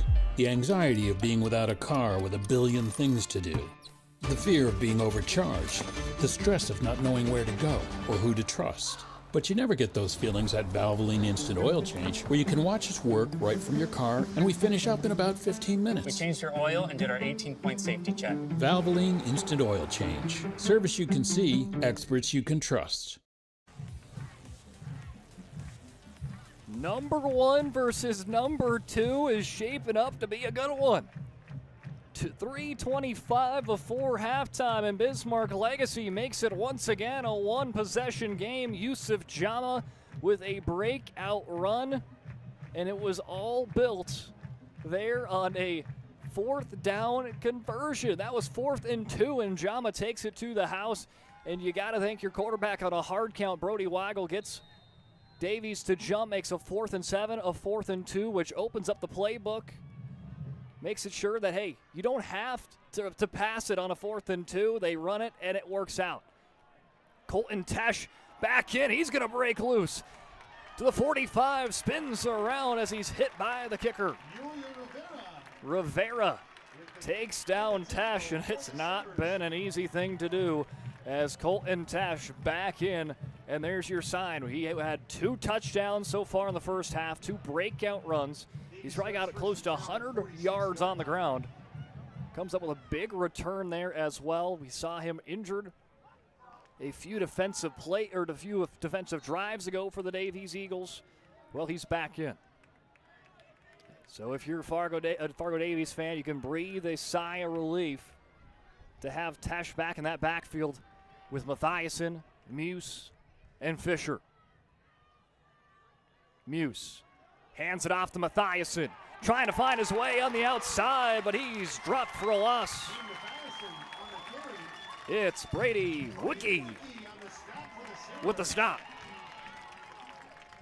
And that's what you want to do, is start getting this great crowd into play. We saw that on the volleyball court yesterday of what magic the student section, the crowd brings with DHS versus Jamestown. DHS's student section was next level, and it just fed the Mavericks for that win. You want to see that same energy here if you're Bismarck Legacy, especially when you got number 1 Davies at home. The battle of 1 and 2, handoff up the gut, dropped immediately. Legacy stopping Tesh at the line of scrimmage. Colton Tesh, every time he's touched the ball, it's been 20-plus yards. Well, not this time. This time he's dropped as soon as he touches it. Legacy starting to figure out this T formation. This is a formation that was used decades and decades ago. But Davies has run it the last 3 seasons, and it's been a masterpiece for this Eagles team that has been in title contention the last 3 years. Handoff. Everyone was faked out. I was faked out. I was looking all the way down the field, but no. They gave it on to Colton Tesh, who's dropped again for a loss. All the other 3 options were about 10, 15 yards down the field. And no, it was Tesh that had it. He was dropped right away by Legacy. Bismarck Legacy is now feeling it. Their fans getting rowdy. And a couple of big-time stops to Colton Tesh, who's not easy to stop, averaging 20 yards per carry this season. And in the contest prior to the last 3 stops to Tesh, was averaging probably about 30 yards per carry. There was a lineman down for Fargo Davies. Back up to his feet as he walks away is Blake McCarthy. And injury concerns in this contest for Davies have been at the forefront. Luckily for them, everyone that's kind of been injured in the contest has come back after a couple of drives. Chase Kungle, as well as Colton Tesh, who was injured and came back and now trying to find that swing of things again. And now you got McCarthy who goes down. 4th and 12. 4th and 12, and Davies says, we're going to roll the dice. We're going for it. We believe in our offense. A bold call here for Coach Warmeyer. If they snap it, though. And that's going to be the big thing. If, well, a timeout will be taken for Coach Warmeyer and Fargo Davies. Legacy's defense looking good as they trail by a touchdown. Big 4th down coming up when we return. At Badlands Pet Crematory, we understand that pets are family. Unlike other crematories in the area, we are the only dedicated pet crematory that offers private individual cremation. 1 pet at a time, 100% guaranteed. From start to finish, we personally handle your pet with the utmost care, ensuring that you receive only your pet in return. Choose Badlands Pet Crematory, because saying goodbye should come with certainty and trust. Fargo Davies was showing they were going to go for it on a 4th and long in their own zone. After a timeout, they said, no, we're going to punt it. As they booted away a sky-high kick, dropping at the 35, and it will get a little bit of a friendly Eagles roll. At the 31 is where it will drop. A big defensive stop for Bismarck Legacy as Davies early in this game has been able to move the ball pretty much at will. But not that time. They were trending backwards. Legacy doing a good job of communicating on defense. Following who has the ball. I was fooled out a couple of times. It's hard to see who has that ball.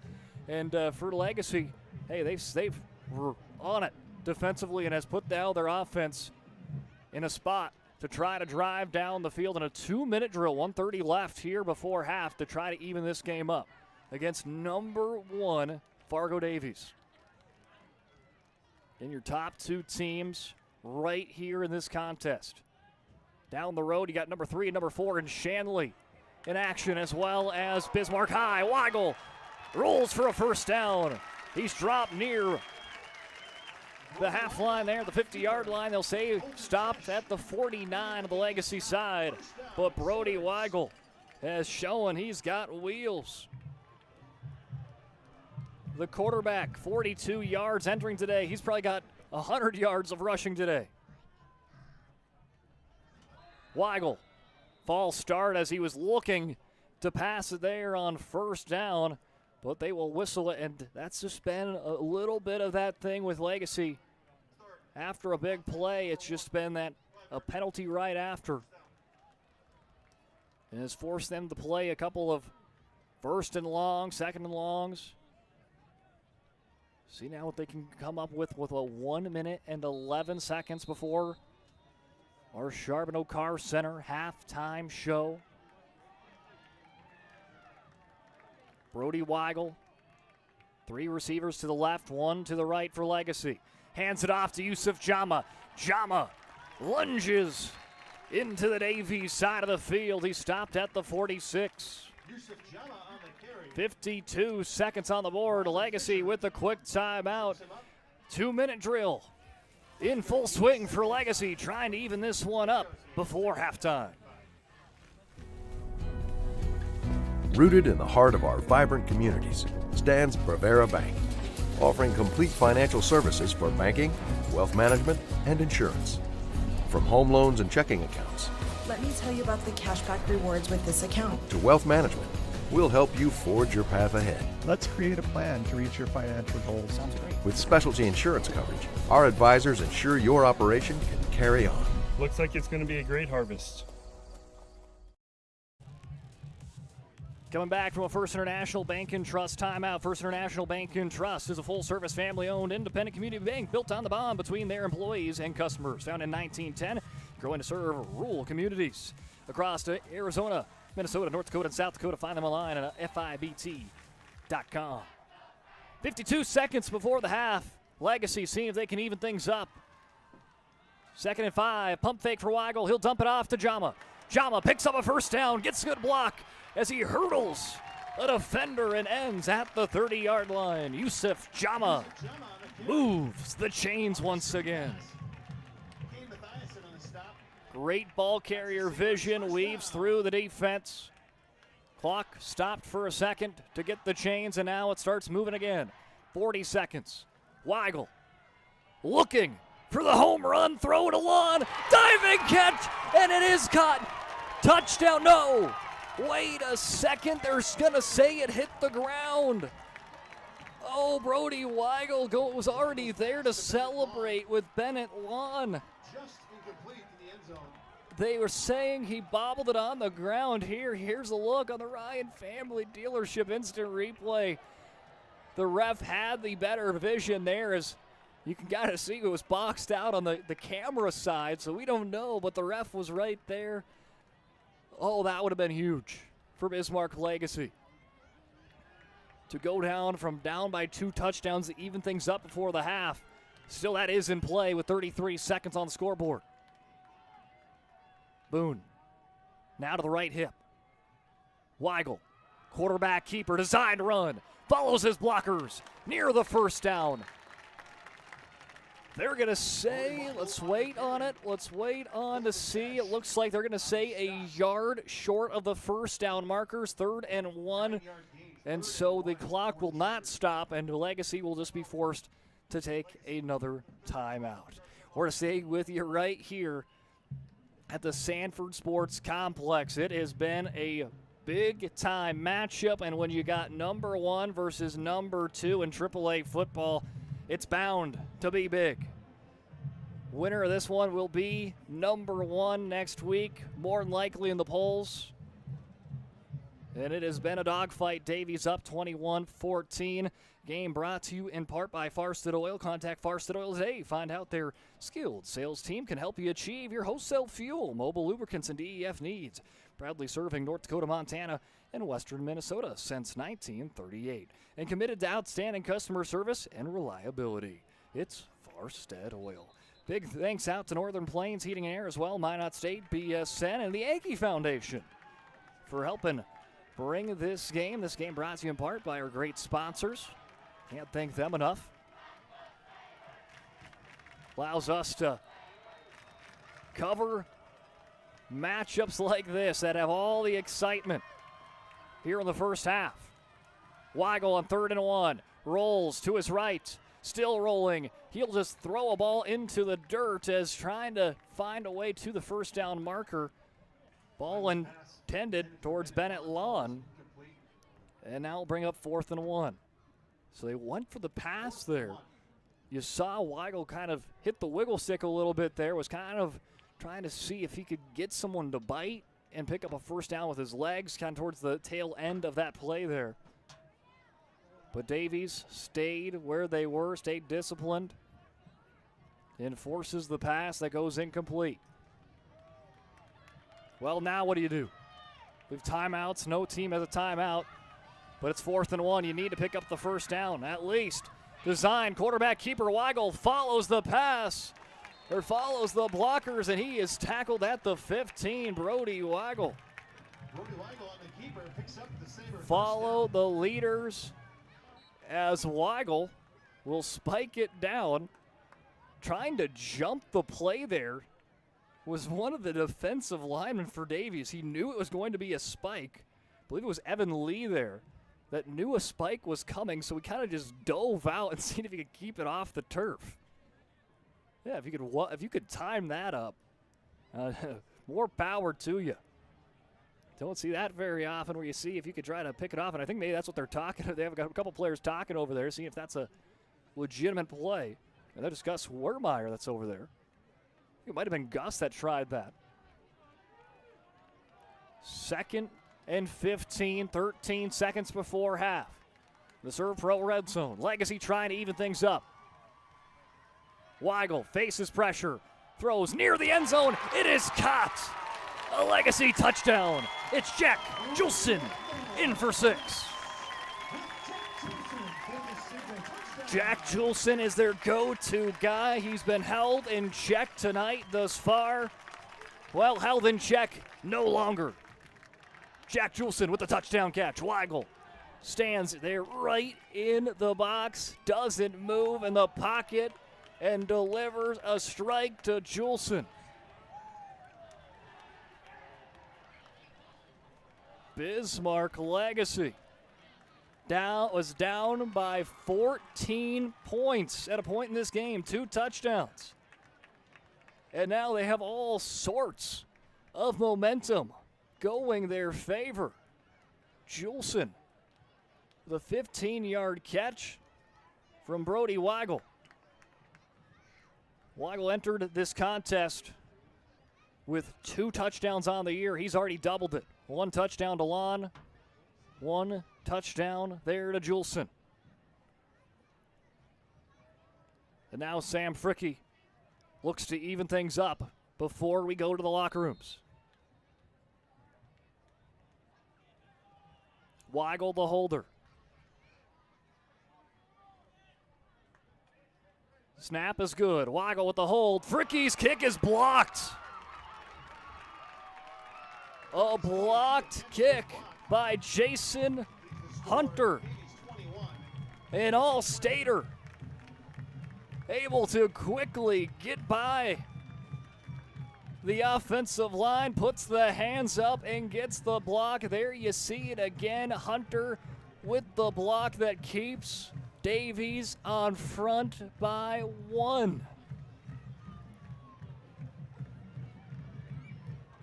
That was big for Davies as they have seen the momentum and the turntables start turning towards the home team and number 2 ranked Sabres. Just to stay out in front at the half could be that one thing, that thing to say, hey, we're still up. at halftime that Wayne Wermeyer can talk about with Fargo Davies. They've seen this legacy team find this momentum to close out quarter number 2. 9 seconds left, and hey, if you're Legacy, you got to know Davies can score quickly. Davies has scored on their first play of a drive twice tonight. A little squibbly squabbly kick there, quickly caught and dropped by the Eagles.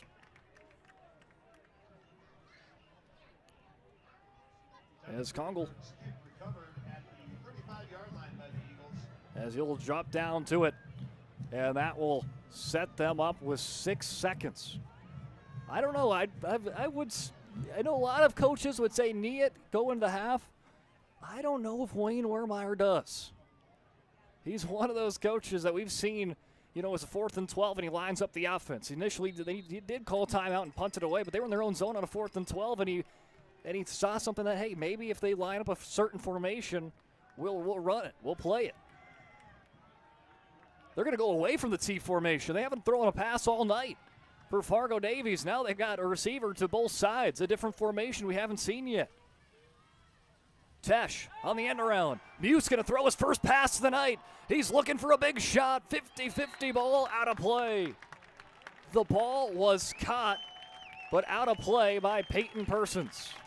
And that will see triple zeros on the clock on the BNC scoreboard. Fargo Davies 21, Bismarck Legacy 20. We've got a doozy, a big one. 21-20, a 1-point game between the top 2 teams in AAA as they enter half. And when we come back, the Charbonneau Car Center halftime show coming your way on the BSB Network. This presentation on the BSB Network is proudly brought to you by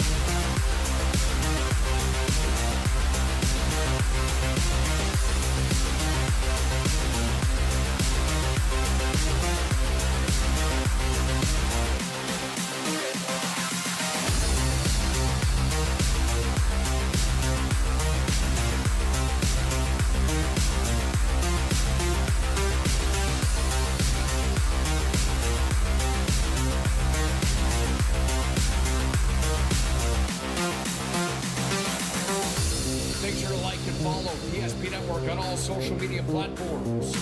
ESP Network, it's game day. Great news! If you're looking for a new vehicle, Ryan Family Dealerships has the best selection we've had in years. You'll find fantastic offers from Nissan, Honda, Chevrolet, Buick, GMC, Cadillac, Chrysler, Dodge, Jeep, and Ram. Hold on! Ryan sells Chrysler, Dodge, Jeep, and Ram? Yes, we do, and we'd love to sell one to you. Visit one of our 5 convenient locations in Minot and Williston. Get your next vehicle from a name you know and trust. Ryan Family Dealerships. Nobody thinks about personal injury until it happens. But when injury strikes, so will your bills and the turmoil and everything you'll miss out on. It's a mess and you need someone to help it all make sense. That someone is Schweigert, Clemene, and McBride. We know the territory and the process, and we work smart and hard to get you results. It's easier to get back to normal knowing there's a team behind you. We're the ones the other side doesn't want you to call. We're on your side. We're Schweigert, Clemene, and McBride. For decades, Nodak Insurance Company has been serving our state's residents in good times and challenging times. We come together for the greater good, from simple acts of kindness to company-wide efforts that make a difference in our community. It's who we are, rooted in North Dakota and ready to serve when it matters most. Nodak Insurance Company, agents with answers. Darren Johnson, Cody Olson, and Scott Wilkins, your agents with answers in Mandan.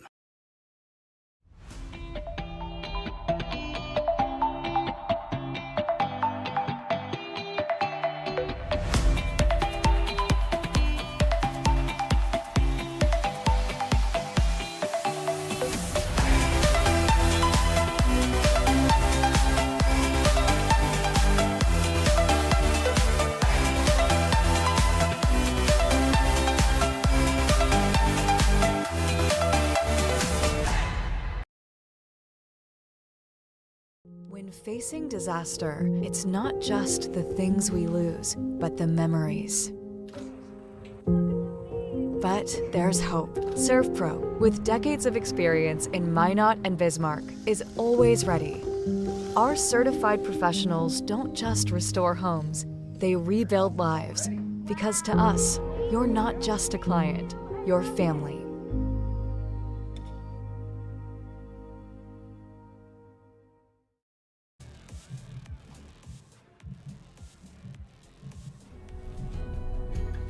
Rooted in the heart of our vibrant communities stands Prevera Bank, offering complete financial services for banking, wealth management, and insurance. From home loans and checking accounts Let me tell you about the cashback rewards with this account. to wealth management, we'll help you forge your path ahead. Let's create a plan to reach your financial goals. With specialty insurance coverage, our advisors ensure your operation can carry on. Looks like it's going to be a great harvest.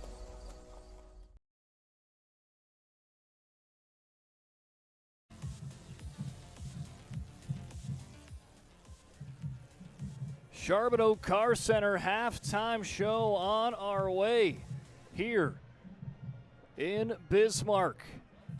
As Charbonneau Car Center brings you the halftime show at Charbonneau Car Center, they know that drivers in Dickinson, New England, Richardson, Belfield, and Williston, North Dakota, and Glendive, Montana work hard, play hard, and need a car that can keep up. That's why they choose to offer Buick, GMC, Chrysler, Dodge, Jeep, and Ram lineup at their dealership in the Queen City of Dickinson. If you're interested in learning more, stop into their showroom and treat yourself to a test drive. Visit them online at CharbonneuxMotors.com. Oh, we've had a fun one here tonight in the capital city. Fargo Davies versus Bismarck Legacy, 21-20 in favor of the Fargo Davies Eagles. Let's talk about how we got here, and it was Fargo Davies flexing their muscles early. Colton Tesh, after a 3-and-out stand for the Davies defense, they gave it to the Eagles offense, and Tesh, 48-yard touchdown run on the very first play. About 29 seconds into the contest, Tesh turns it up 7-0. Tesh then, with 20 seconds remaining in the first quarter, would make a 35-yard touchdown run, 14-zip for Fargo Davies, and they had all the momentum in the world. Bismarck Legacy in the second quarter, though, would get on the board. A big touchdown find for Brody Weigel to Bennett Lawn, 14-7 with 7:43. Bismarck Legacy got some defensive stops, but would not get one on the pursuing drive. Another first play touchdown. Xavier Mew, 60-yard quarterback keeper, 15 seconds after the Legacy score. Davies goes back up by 2 scores, 21-7. Bismarck Legacy kept on playing their game. Yusuf Jama, 20 or 40-yard touchdown run, and it was a huge touchdown run because if you flash back a little bit, it was a 4th and 7. Weigel gets a hard snap, hard count, it gets a jump, makes it 4th and 2, allows Jama to get that ball on a 4th and 2, and he finds pay dirt, 21-14. Probably the biggest defensive stand for Bismarck Legacy right after, gives them back the ball, and Brody Weigel conducts it beautifully. Finds Jack Juleson for a 15-yard strike, 21-29 seconds remaining. The kick was blocked on the PAT by Hunter. Jason Hunter, the All-Stater from a year ago, blocks it and keeps his Fargo Davies Eagles up by 1 for the top team in the state, 21-20. Well, let's take a look at scores around AAA. And it's a big day in AAA. As number 3 Bismarck taking on number 4 Shanley. You can catch that also on the PSP Network. Todd Domery is on the call across the capital city. Shanley leading that by a touchdown, 21-14. So the Fargo schools have come here to Bismarck and have a possession lead on both of the Bismarck schools. And at the half, 21-14 Shanley. Williston trailing against Watford City 6-34 end of the first half. Then we got West Fargo Horace victorious over Mandan today 35-14. Bismarck Century leads over the number 5 ranked Mustangs West Fargo Cheyenne 14-7. That is in the fourth quarter. Fargo South receiving votes in 2A, taking on 3A's Fargo North. Fargo North up 21-7. And West Fargo Minot evened up at 7s apiece at the end of the first quarter. You can catch that one on the PSP network as well. Double A again, kind of got the Bismarck crew out, or the Dickinson crew out in this Fargo Davies Legacy game. As Dickinson right now, if you maybe got a few Dickinson listeners, as Dickinson fell to Grand Forks Central 21-44. Also on the PSP network tonight, Minot North taking on Grand Forks Red River. Minot North leads 28-6. So here we take a look at all the games we got going on as one last one to kind of take a look at where that is at as we move on to 11A, and that is the defending 11A champs, Valvadrake Anamoose Garrison. They're up by a score over Botno right now, 16-12, 4 minutes remaining in the third. And just look at that slate of games there for you. You got West Fargo, Minot High tied up, Shanley and Bismarck. That right now is a single score game, as well as Davies and Legacy and Valvadrake Anamoose and Botno. Minot North right now and Red River the only game that's over 2 possessions.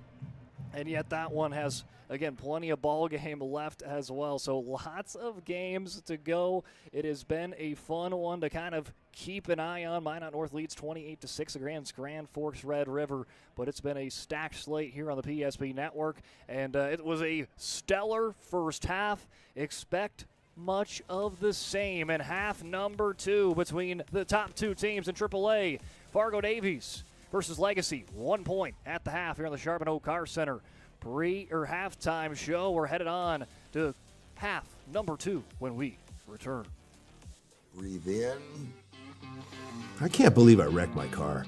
There's some things in life we can't control, but what's important is how we respond.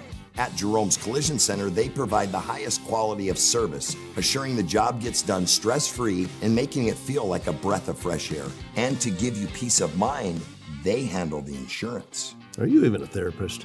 Don't worry about it. Jerome's, they're the experts. Jerome's.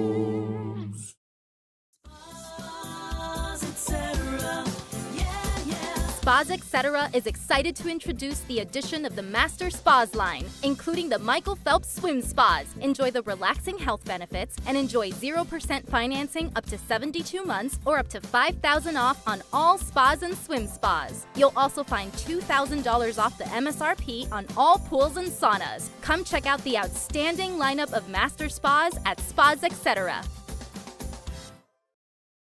Great news! If you're looking for a new vehicle, Ryan Family Dealerships has the best selection we've had in years. You'll find fantastic offers from Nissan, Honda, Chevrolet, Buick, GMC, Cadillac, Chrysler, Dodge, Jeep, and Ram. Hold on. Ryan sells Chrysler, Dodge, Jeep, and Ram? Yes, we do, and we'd love to sell one to you. Visit one of our 5 convenient locations in Minot and Williston. Get your next vehicle from a name you know and trust. Ryan Family Dealerships. Nobody thinks about personal injury until it happens. But when injury strikes, so will your bills and the turmoil and everything you'll miss out on. It's a mess and you need someone to help it all make sense. That someone is Schweigert, Clemene, and McBride. We know the territory and the process, and we work smart and hard to get you results. It's easier to get back to normal knowing there's a team behind you. We're the ones the other side doesn't want you to call. We're on your side. We're Schweigert, Clemene, and McBride.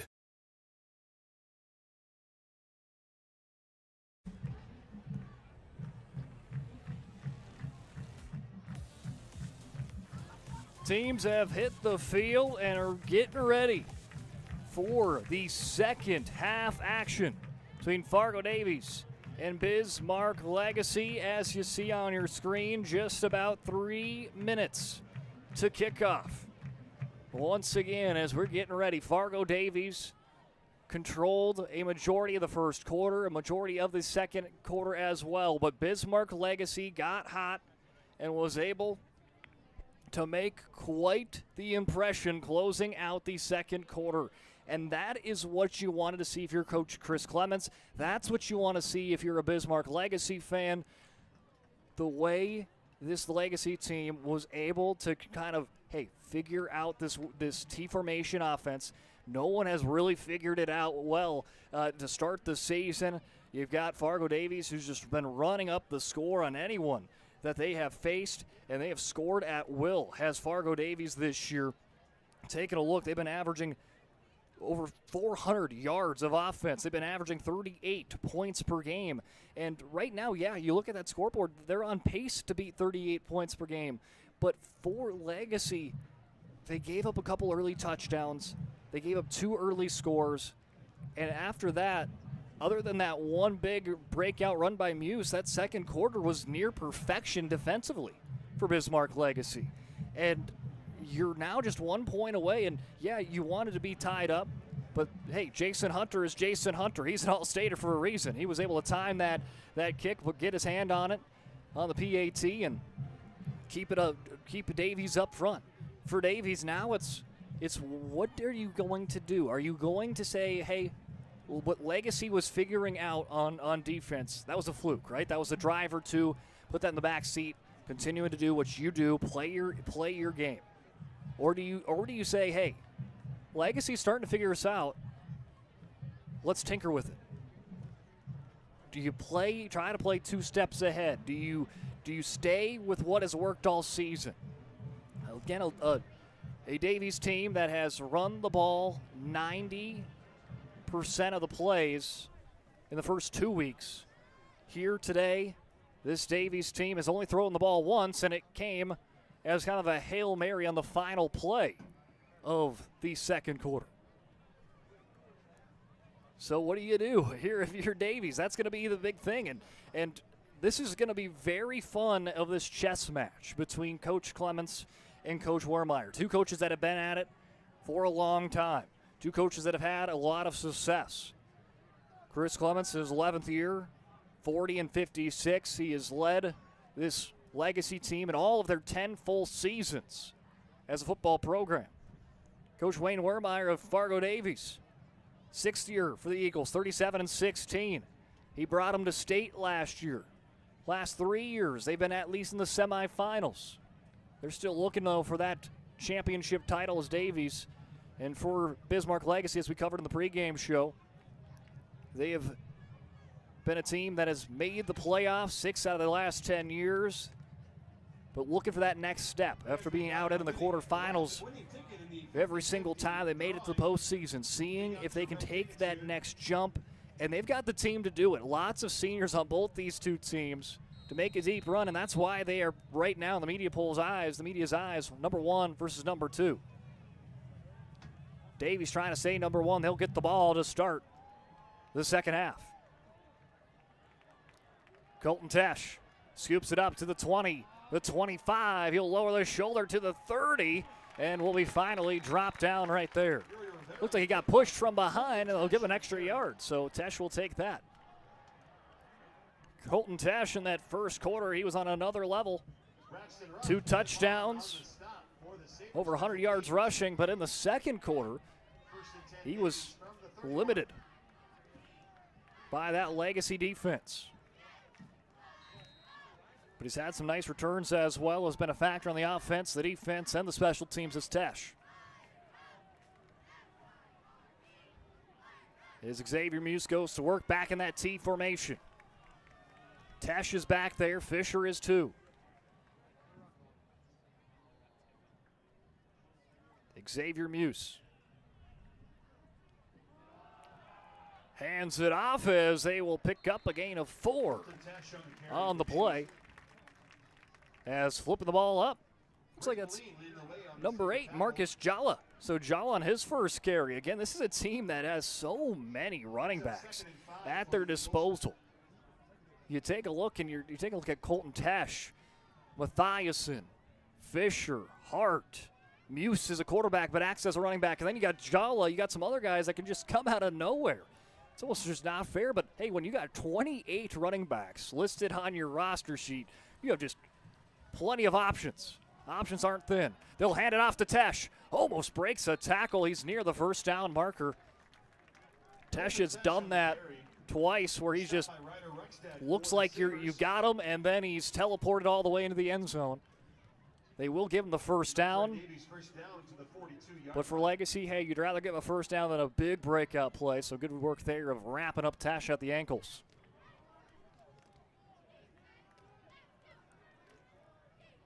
And it's Fisher, Tesh, and Jala as those three running backs behind the wall of offensive linemen. Ball at the 42. They hand it off to Fisher. Fisher stutter steps, tries to spin around for a positive play. Some late pushing and shoving on both sides as nothing will be called on that. Fisher with a gain of 3. And when you play the smash mouth brand of football that Fargo Davies plays, that it just, then it gets all the emotions kind of going on both sides. I mean, it's just a very physical brand of football. Maybe both sides just thought maybe a little bit too much pushing at the end there. But, hey, that's the style of football of run heavy. 2nd and 6 for the visitors. Fakes the handoff to Fisher. Muse looks back to pass. He will let a pass go, and it goes incomplete. Only the second pass on the day for Xavier Muse, but a flag is on the play, so depending on where that goes, and if it's not accepted, then that just wipes away that pass play. And they're going to say it is on Bismarck Legacy. So back to just, hey, erase that from your memory. Only one pass for Fargo Davies still in this contest. Be a foul on Legacy and be some free yards for the top team in the conference. Top team in the state of Fargo Davies, and they will keep on marching all the way near the 40. They'll stop them at the 39, and that is where they'll get the markers to stop. 1st and 10. They'll get rid of the T formation, bunch everyone in. Tesh, I believe, is the lone back. They'll hand it off to Tesh as he's going to try to powder his way forward, and then got met by a whole bunch of Sabres.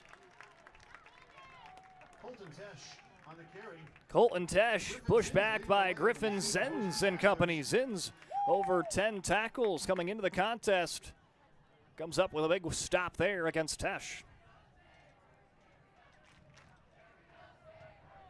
Here we go, Sabres chant going on through the grandstands.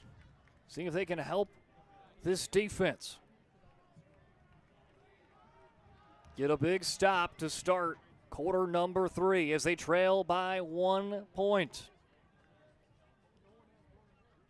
Jala in motion.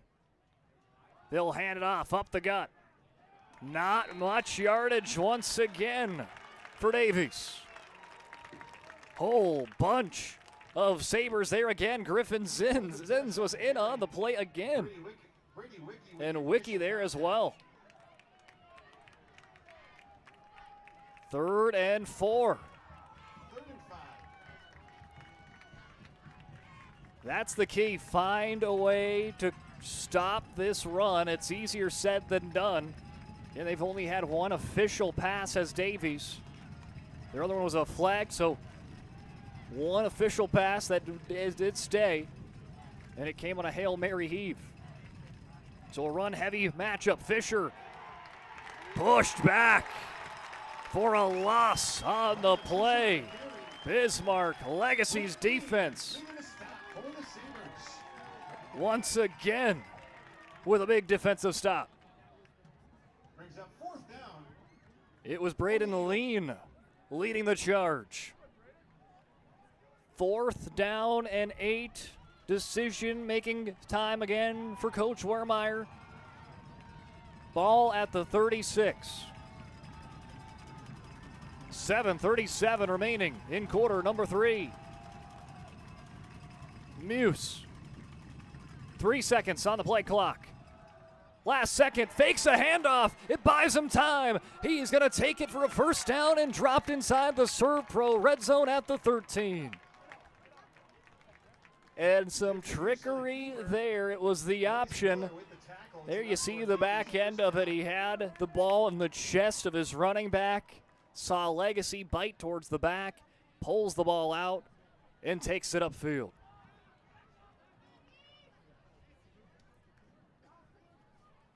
That sets Davies up with a brand new slate. On 1st and 10, ball at the 13 in the Serve Pro red zone.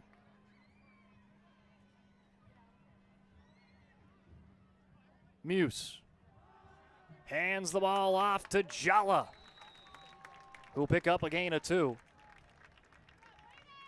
Marcus Jala trying to get in on the fun on the offense. It's one of those extra backs. Had a feeling that side of the backfield that Kane Mathiasen started out on. And that, again, that's just the fun part of this Davies, watching this Davies offense. You can just throw in different backs, and it just always seems that they're going to be moving forward. Legacy's done a good job of trying to push back, but Davies has worked their way near the 10. They'll hand the ball off into the inside, into the fullback as they'll get in for a gain of a couple. Ball at the 7. It's Colton Tesh with the carry. Tesh has got 2 touchdowns and now seeing if he can get his 3rd. 3rd and 4. Ball at the 8. Legacy, I believe in the first quarter, stopped Davies at the 1-yard line. Seeing if they can come up with another big defensive stand inside the 10.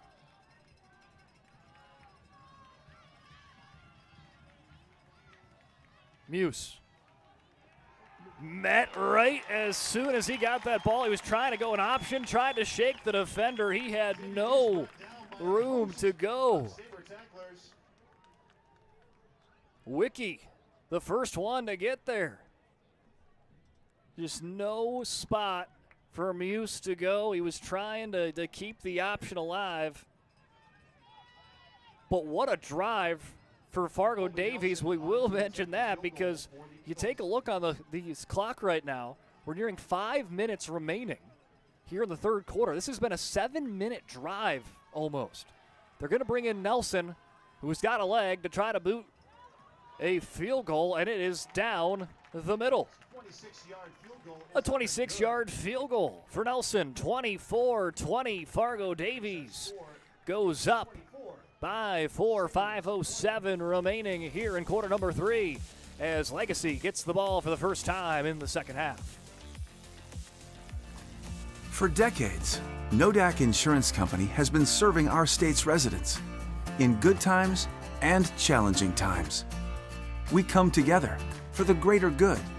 From simple acts of kindness to company-wide efforts that make a difference in our community. It's who we are, rooted in North Dakota and ready to serve when it matters most. Nodak Insurance Company, agents with answers. Darren Johnson, Cody Olson, and Scott Wilkins, your agents with answers in Mandan.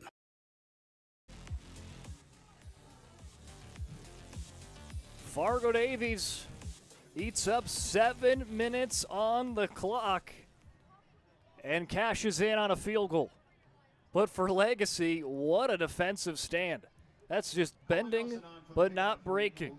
Fargo Davies once again brought into the Serve Pro red zone, and Legacy keeps him out of the end zone. Warmeyer just going to elect to take the 3 and now say, hey, we're up by 4. That means Legacy's got to score a touchdown to go up. It's not they can't just go and settle for a field goal and take the lead. So it'll be some more pushing and shoving on the far side, but quickly broken up by the officiating crew. Yeah, these two teams starting to get more familiar with each other, and sometimes that lets the emotions start flowing. But emotions are high, and when you got the top 2 teams in the state, both undefeated, this could very well be a matchup that maybe we see inside the Dakota Bowl. That could be a possibility. I mean, the way these 2 teams have started the season, we could see these 2 teams come postseason time versus each other, and You know, you got some that say, hey, this is EDC versus WDA in the regular season. It don't really matter. And yeah, it don't matter in conference, and it don't really matter in playoff seeding or anything like that. The only thing it does is the media polls. But other than that, it's just, hey, you want to go out and win this ball game. And right now, both these two teams landed all on the line. Brody Weigel, quick pass out. It's caught by Nick Sanford, and that's Sanford's first catch on the season. And it's one to move the chains and get Legacy's drive trending in the right direction.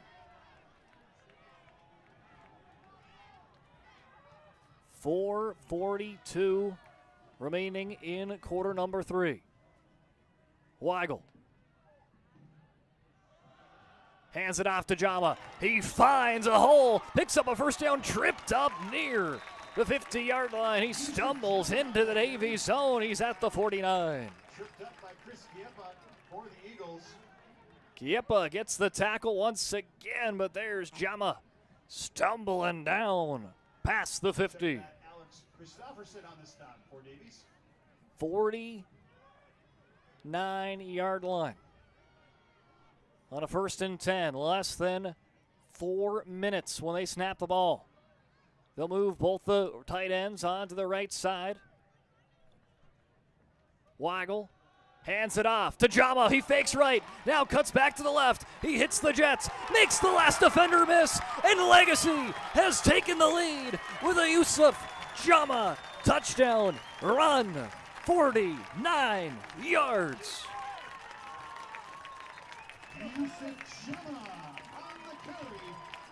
Bismarck Legacy with their first lead of the ball game comes at the hands of 3:48 remaining in the third quarter.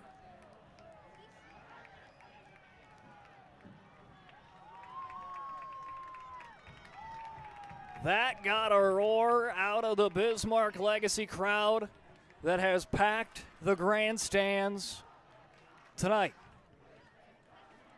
Again, we had the lightning delay that set this game back and forced all the fans to kind of stay in their car. And once you started getting down on that clock to get the fans back in and get the players back on the field, you saw everyone start flooding over near the fence area to get in line to come back in. And hey, they packed the grandstands. And right now, a majority of the fans, at least the ones from the capital city, grinning ear to ear, seeing their Sabres take their lead over the number 1 ranked team of the state, Fargo Davies. Sam Fricke tries to boot that one. He does boot it through, but there is a flag on the play, and it looks like it's going to be on Fargo Davies. So they'll decline it, and that means, oh, wait, never mind. So Legacy thought, hey, it was good. It was on them. We're good to go. But they're going to say it was pre-snap, so it's going to force Legacy to kick it again. Oh, this is going to be interesting now, because now you had Sam Fricke, who just booted it well. Thought he made it. It was called a penalty on Davies, and the Legacy kicker's got to try to do it again. He's been money thus far, other than being blocked once by Jason Hunter. And Fricke says, hey, no, we're gonna make sure that one does get on the scoreboard, as Bismarck Legacy with a Yusuf Jama 49-yard touchdown run. Sam Fricke makes the extra point, and Legacy up 27-24 over the top-seeded Fargo Davies Eagles. 3:48 remaining in quarter 3. Rooted in the heart of our vibrant communities stands Prevera Bank, offering complete financial services for banking, wealth management, and insurance. From home loans and checking accounts, Let me tell you about the cashback rewards with this account. to wealth management, we'll help you forge your path ahead. Let's create a plan to reach your financial goals. Sounds great. With specialty insurance coverage, our advisors ensure your operation can carry on. Looks like it's going to be a great harvest.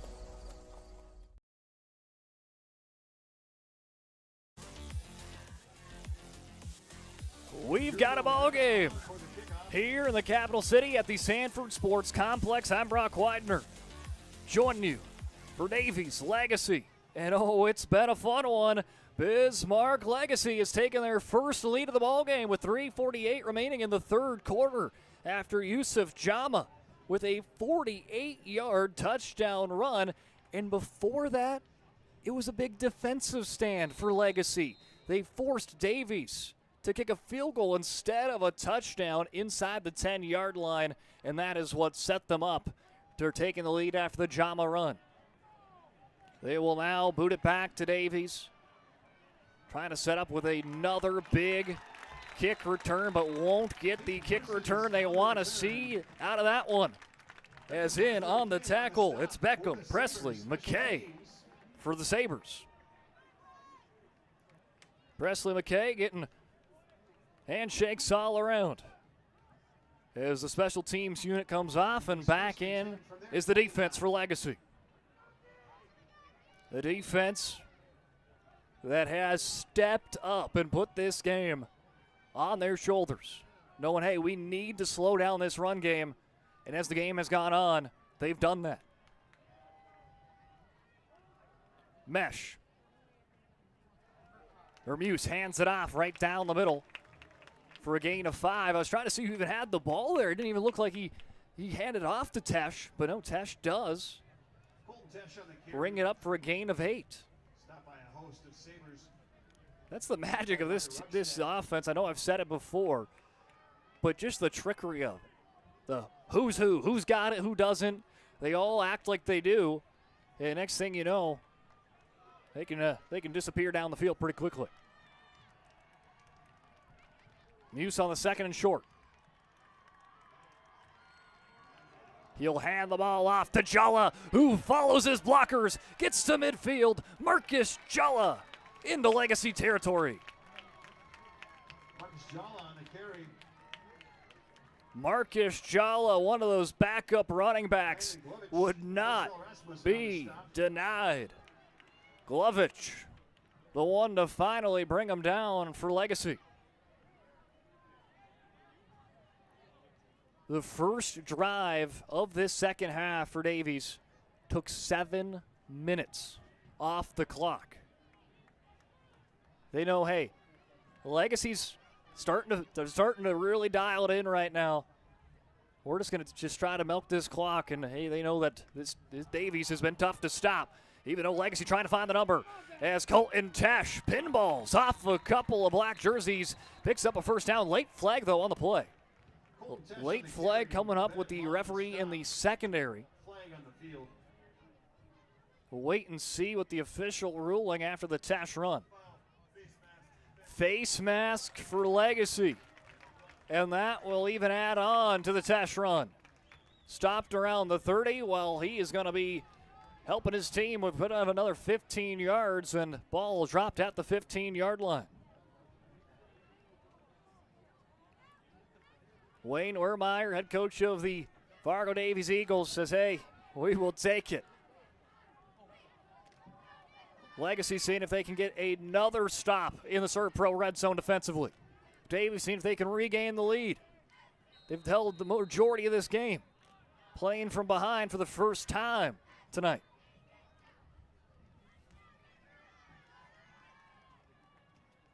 Xavier Muse hands it off to Fisher for a gain of 4. Ryland Fisher on the carry. Fisher picks up 4 and keeps the yards going forward. The ball continues to work down the field for Davies. The clock continues to tick as well. Two things that this staff wants to see.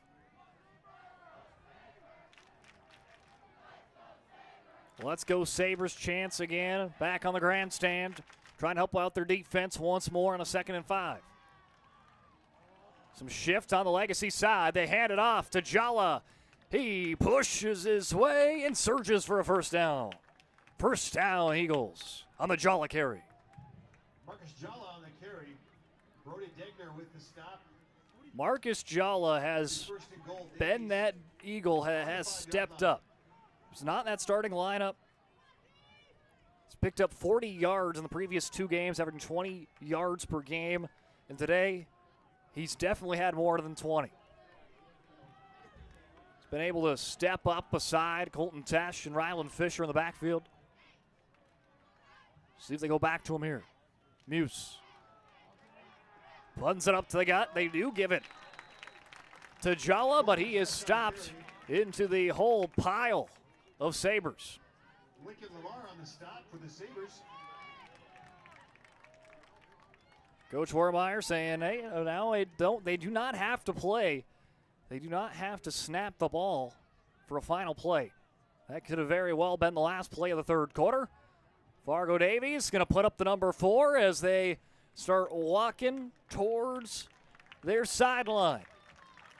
Bismarck Legacy trots off as well, as that will be the end of the third quarter. The battle between the top 2 teams in the state in AAA is going to be coming down to the fourth quarter. Bismarck Legacy up by 3, 27-24. Fourth quarter action coming your way. And Fargo Davies in the Serve Pro red zone to try to regain the lead when we return. For decades, Nodak Insurance Company has been serving our state's residents in good times and challenging times. We come together for the greater good, from simple acts of kindness to company-wide efforts that make a difference in our community. It's who we are, rooted in North Dakota and ready to serve when it matters most. Nodak Insurance Company, agents with answers. Darren Johnson, Cody Olson, and Scott Wilkins, your agents with answers in Mandan. Fourth quarters are where dreams are made. Let's see what happens here. Number 1 versus number 2, separated by 3 points as we come to the final 12 minutes of the contest. Fargo Davies has led the majority of the first half. Legacy had a big push in the second quarter, which put them back by just 1 at halftime. They took the lead late at the end of the third quarter, but Davies has gotten the ball, has chewed the clock, has brought it into the fourth quarter, and has put themselves within the 5-yard line to regain the lead. They'll go away from the T formation. Use under center. Quarterback keeper, he's going to try to get a push from Colton Tesh. Maybe going to pick up a yard or 2. We've seen Legacy stop Tesh on the quarterback keeper a couple of different times today. They stopped him at the 1-yard line on a 4th down, I think in the first or second quarter. For sure in the first half is when that happened. That was a big-time play for Legacy. And now especially even bigger when you look back. That Legacy's had the lead now.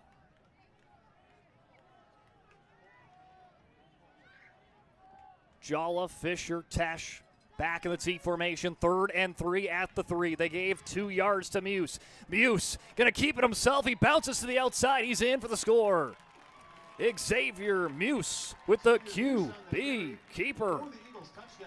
Puts Davies back on front. Fargo Davies with a beautiful, beautiful drive. Take the time, keep it on the ground, and they have regained the lead. 30-27 on the BNC scoreboard. 11-11 left in the contest. They'll bring out Nelson to see if he can make it back to at least forcing Legacy to score a touchdown. And Nelson misses it. Nelson's kick is no good. And that will make it 30-27, or should I say keep it 30-27 after the touchdown for Xavier Muse. Puts Davies back up, but now both teams on the PAT have missed a PAT, and it's a 3-point game when we continue on to the PSP Network. Legacy getting the ball for the first time in quarter number 4. Great news! If you're looking for a new vehicle, Ryan Family Dealerships has the best selection we've had in years. You'll find fantastic offers from Nissan, Honda, Chevrolet, Buick, GMC, Cadillac, Chrysler, Dodge, Jeep, and Ram. Hold up. Ryan sells Chrysler, Dodge, Jeep, and Ram? Yes, we do, and we'd love to sell one to you. Visit one of our 5 convenient locations in Minot and Williston. Get your next vehicle from a name you know and trust. Ryan. Whatever you can do, I can do better. That's been the storyline here tonight, especially in the second half. Touchdown for touchdown, score for score, stop for stop. Whatever the one does, the other does. Will that continue on? Bismarck Legacy sure hoping that it does, as Fargo Davies has regained the lead after Xavier Muse with the quarterback keeper for Muse, his second touchdown. He has had a fantastic game conducting that T-formation offense. A Fargo Davies squad that, again, averaging 38 points per game at 30 right now. Legacy, they came into the contest with their offense averaging 31 points per game. Both those numbers best in their respective conferences. And these offenses have been fun to watch today. See if Legacy has a counterpunch to Davies' touchdown. Weigel hands it off to Jama. He is wrapped up. So if he can maybe get a little bit of green there, if he could have broke that initial line, but instead he stood up at the line of scrimmage for a gain of nothing. Bring up 2nd and 10 for the Sabres. 2nd and 10 now for the Sabres. Bennett Lawn will check out. Lawn's got a touchdown today. Jack Julson on the far side, or on the near side. As Weigel on the 2nd and 10. They'll keep it on the ground. To Jama. He's able to jump away from a defender and pick up a first down. Yusuf Jama with another big run. You can see the doors were closing on him, but somehow escapes and turns it in to a first down and moves the chains. That's what Chris Clements likes to see. After the Davies touchdown, his offense gets right back to work. Need a field goal to tie, a touchdown to regain the lead. We've got some flag, and it looks like false start on the offense. Little hand pointing on both sides, but the referee here going to say it was all initiated here on Legacy, pushing the Sabres back a couple yards. What a week here in AAA. Ken, you got 1 versus 2, 3 versus 4. Score check over that 3 versus 4 game. Fargo Shanley up 3 scores, 39-21 over Bismarck. As Weigel fakes the handoff. He's going to keep it himself. Picks up the first down. Lays the boom as he gets to midfield. Davies seeing if they can make the Fargo sweep here in the capital city. Have Shanley and Davies be the lone undefeated teams. Legacy seeing if they can pick up the win and be number 1 and leapfrog Davies, who is currently number 1. What a matchup this far, and we've still got 9.5 minutes of great coverage coming your way. Fargo Davies continues to lead, but Legacy's offense starting to find their rhythm once again. At Shots Crossroads, we make 8 gallons of homemade ranch dressing every day, so you can smother your dinner salad with it, dip those crispy golden French fries in it, and dunk your breaded chicken strips. You can even cover your... Wait, no. You can't put ranch on steak, or can you? Shots Crossroads. Don't forget the ranch.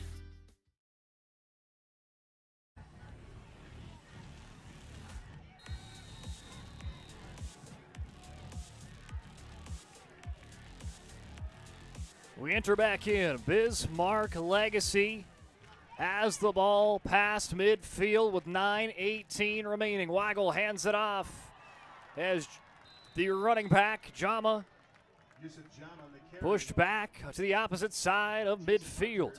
They're going to say actually right at midfield. So a loss of 1 on the carry to Jama.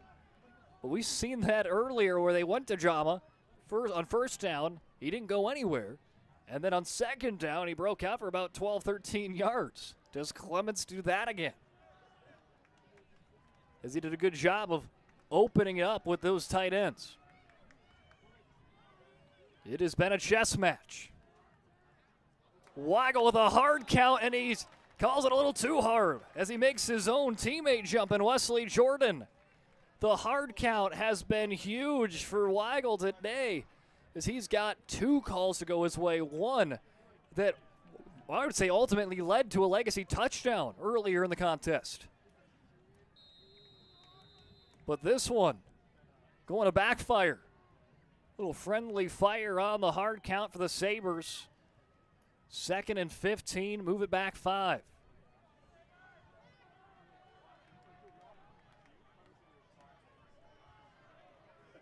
$8:15 remaining. Juleson in motion.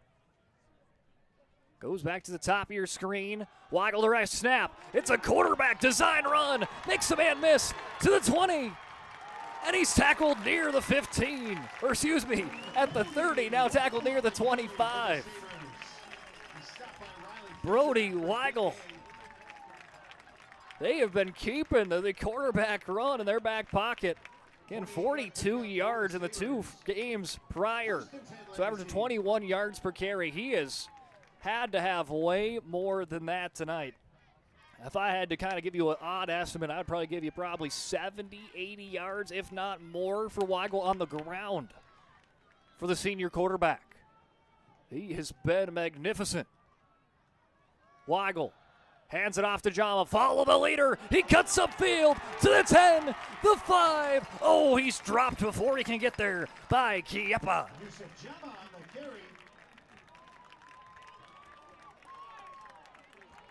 Jama follows the leader, but Kiepa, who's been so good in the secondary, able to run him down and keep Davies on top on the BNC scoreboard for now.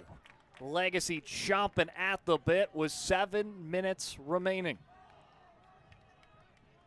Down by a field goal. 1st and 5, 1st and goal at the 5. They motion both tight ends to the right. They have been running to the right in that motion, and they do. They give it to Wyatt Boone. He surges forward. He's near the end zone. He is in. Wyatt Boone checks in for Yusuf Jama, and the backup running back gives Legacy their 2nd lead of the ball game. And it's a big one because it gives them the lead with 6:43 remaining. As we take a look on the Ryan Family Dealerships instant replay, Wyatt Boone powers in for 6. Player down on the Legacy side. We are going to take a break, but Legacy leads 6 with 6:43 remaining in the 4th quarter.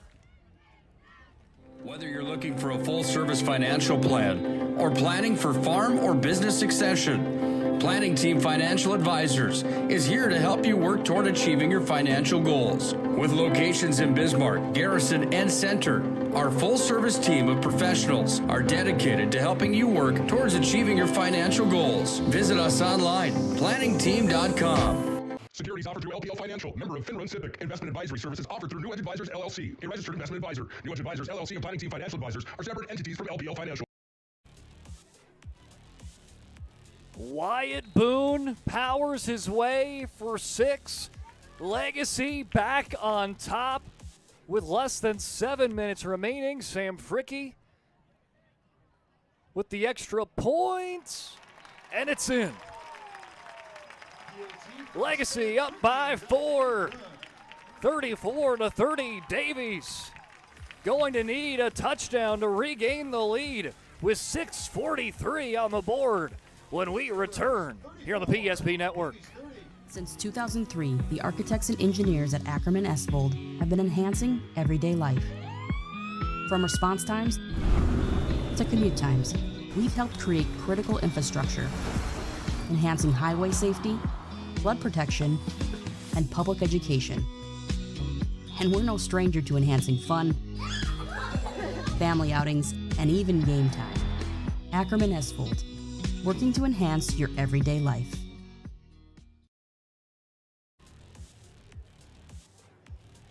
Bismarck Legacy started the season outside the top 5. The first team outside of the mix receiving votes. So your quote-unquote 6th place team in the media poll, in the preseason poll. They defeated number 1 West Fargo Cheyenne, week number 1.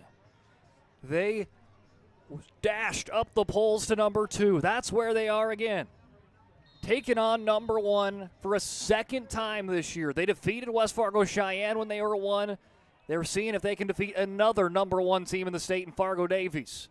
If they can, well, then you beat the best. You are the best, and they would climb to number 1 in the polls. But right now, Colton Tesh weaving, bobbing on the kick return. Somehow won't go down, and it's a magnificent return past the 50. Colton Tesh does it again. He has been dynamic as the fullback. He has been dynamic as the kick returner, and that is a huge kick returner for Tesh. Now it's how do you want to play it if you're Davies?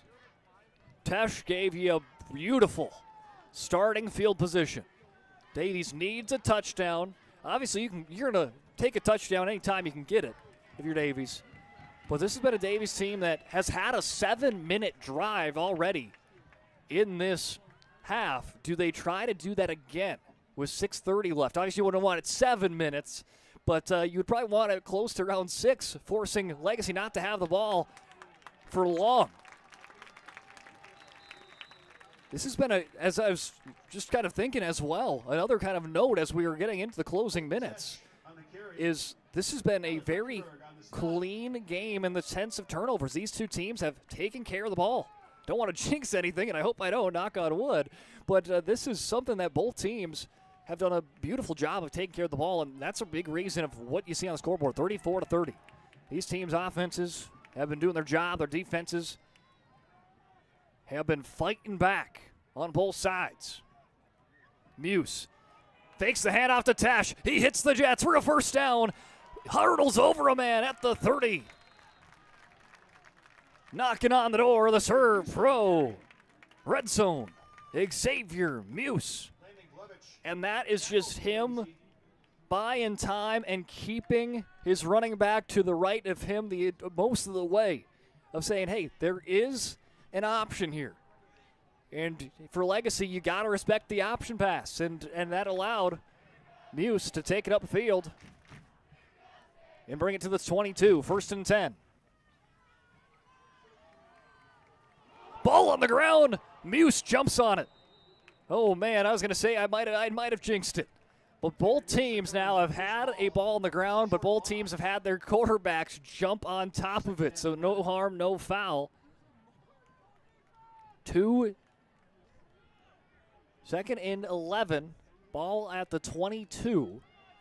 Under 5 minutes remaining in a 4-point game.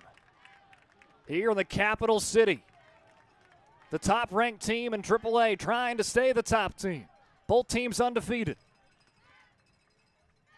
Muse fakes it one way, will give it off, and met by a whole bunch of Sabres. Rylan Fisher, the back to get the carry. Griffin Zins on with the tackle, and he's been big and leading the charge here today. 3rd and 10. The rumble on the grandstands. Starting the curve. They're stomping their feet here at the Sanford Sports Complex. 3rd and 10 near the Serve Pro red zone. They'll hand it off, and they will get to the Serve Pro red zone, but will not get to the first down marker. 4th and 7, we'll say, from this vantage point. Yes, 4th and 7.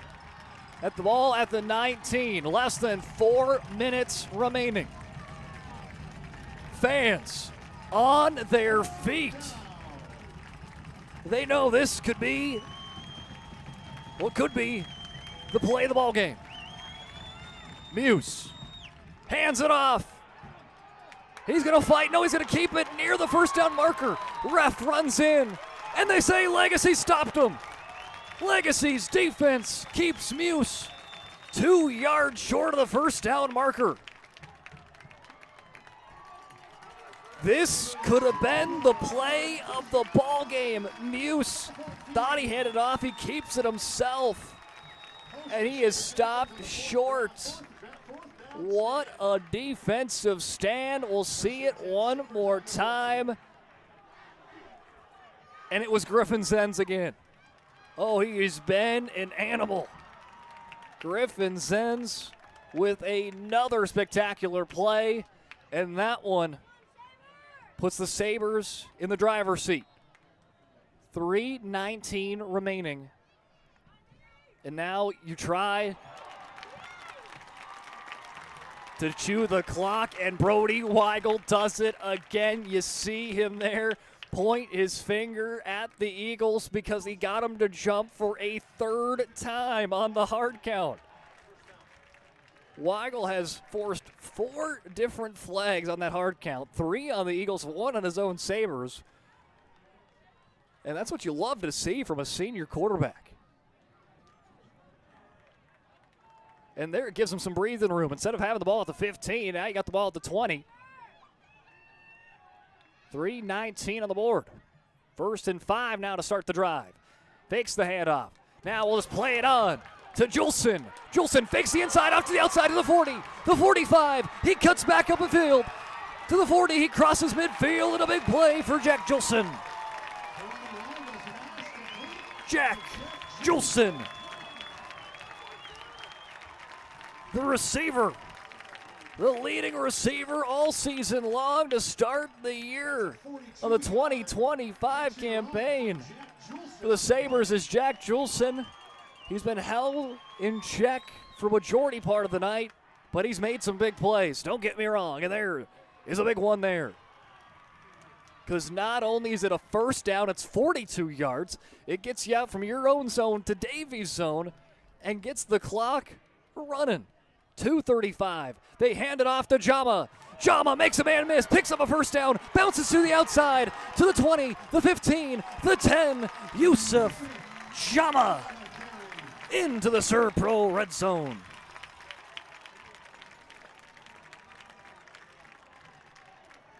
If there is a silver lining for Fargo Davies, actually no, excuse me, I was going to say the clock was stopped. No, the clock goes rolling again.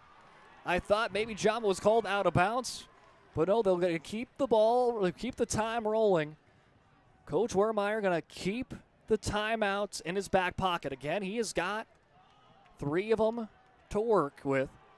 Legacy now's got to hurry. 4 seconds on the play clock. They waited to get up front. They get it right off in time. Jama tripped up.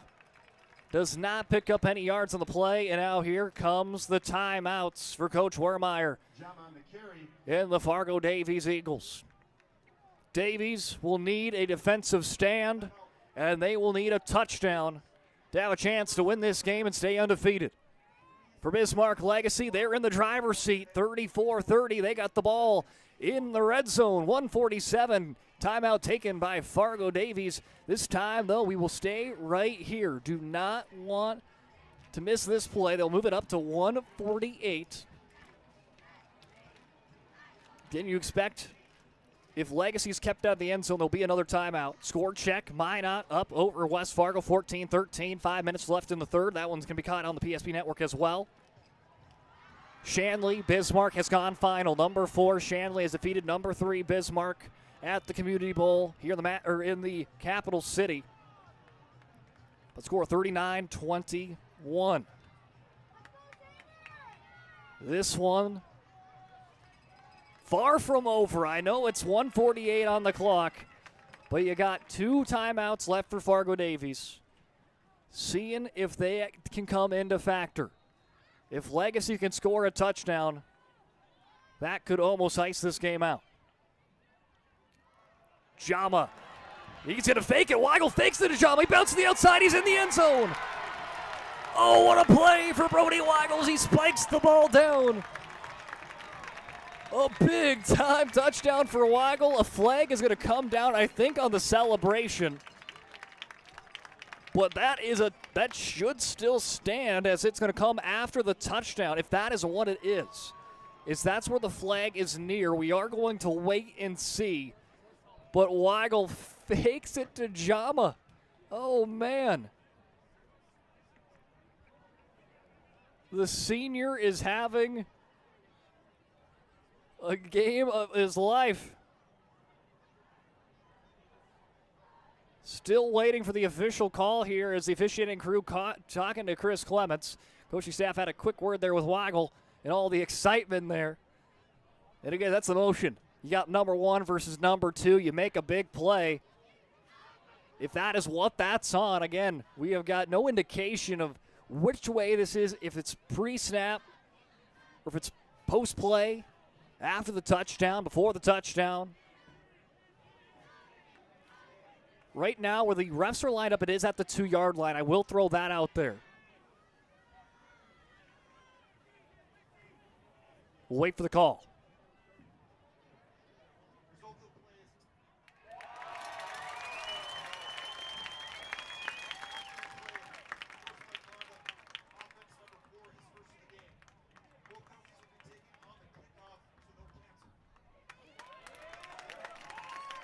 And there it is, canceling penalties, but it was after.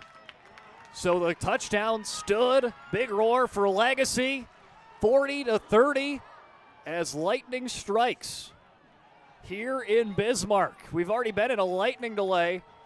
It had a roar as we're trying to get this final 2 minutes in.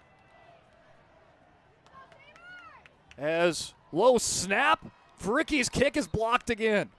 This time by Chris Kiepa. Kiepa has been showing out in this ball game. He keeps it a 10-point game. Fargo Davies going to need 10 points in the span of 2 minutes, or Bismarck Legacy more than likely will be number 1 in the media polls at the beginning of next week. Well, we'll find that out when we return on the PSP Network. Great news! If you're looking for a new vehicle, Ryan Family Dealerships has the best selection we've had in years.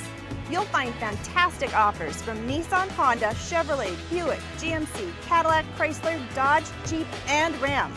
Hold on. Ryan sells Chrysler, Dodge, Jeep, and Ram? Yes, we do, and we'd love to sell one to you. Visit one of our 5 convenient locations in Minot and Williston. Get your next vehicle from a name you know and trust. Ryan Family Dealerships.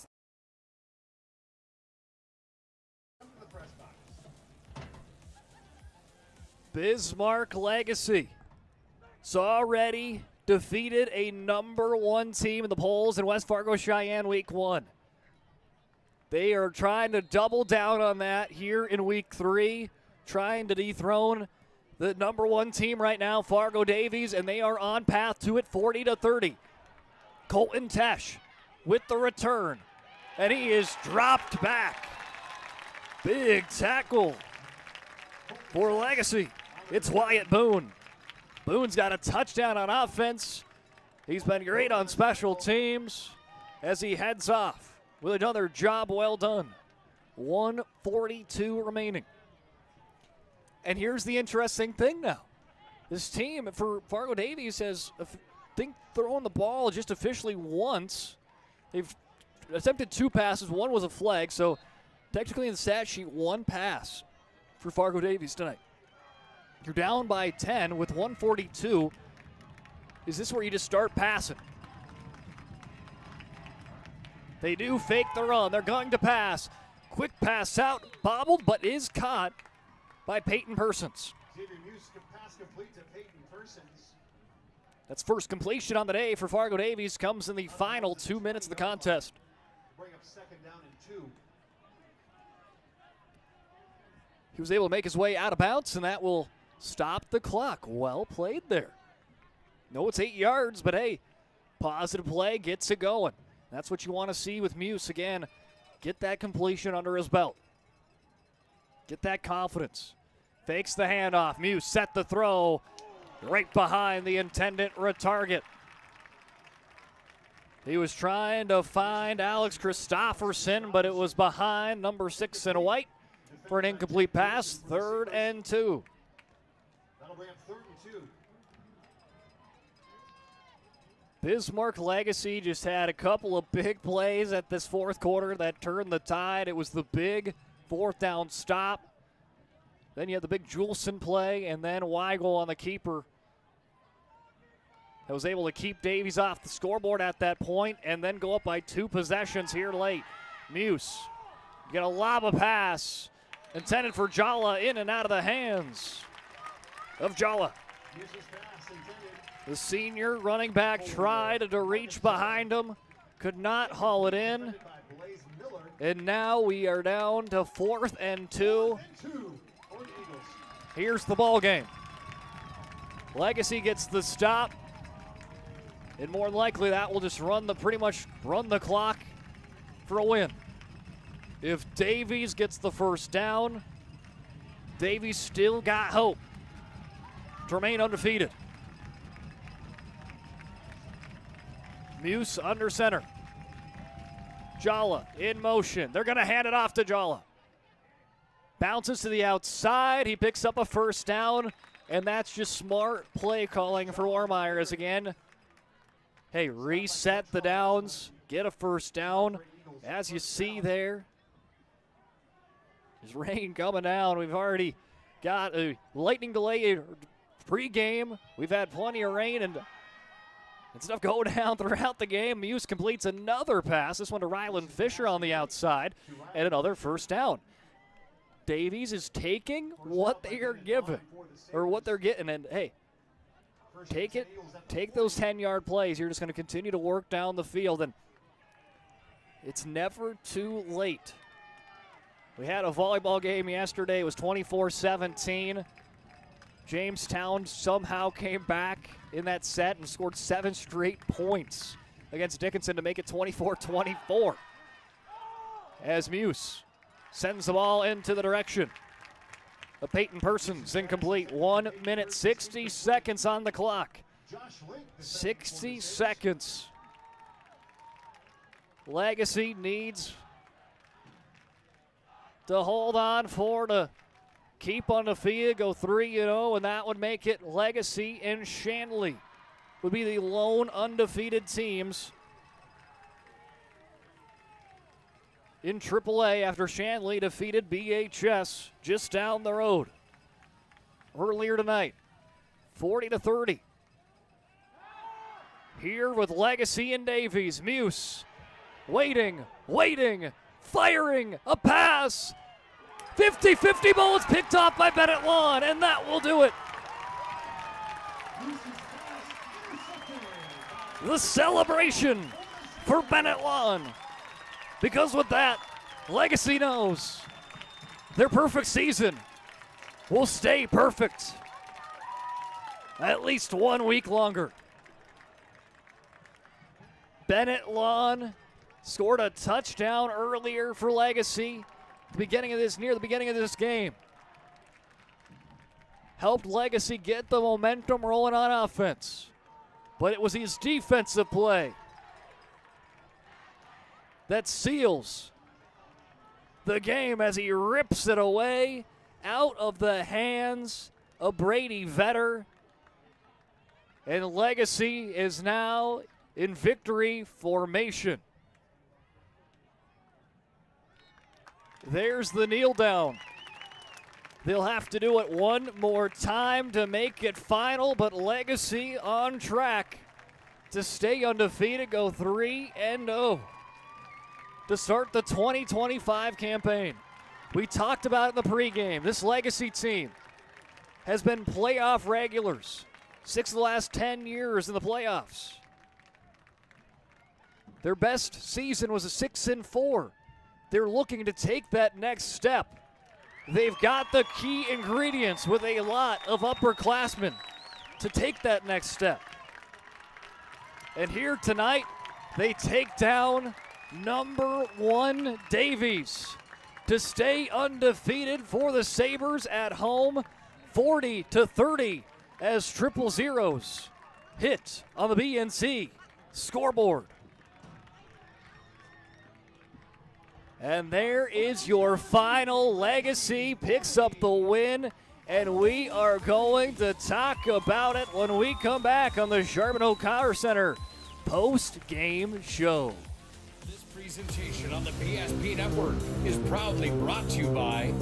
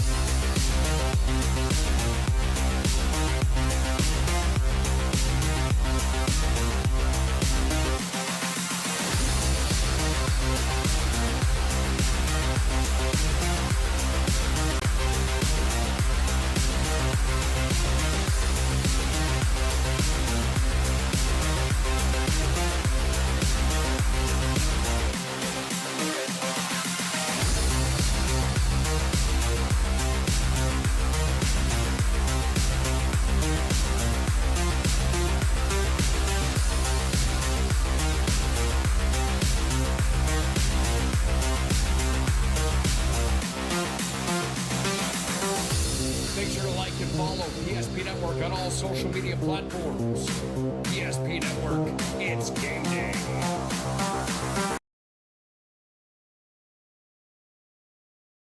This presentation on the PSP Network is proudly brought to you by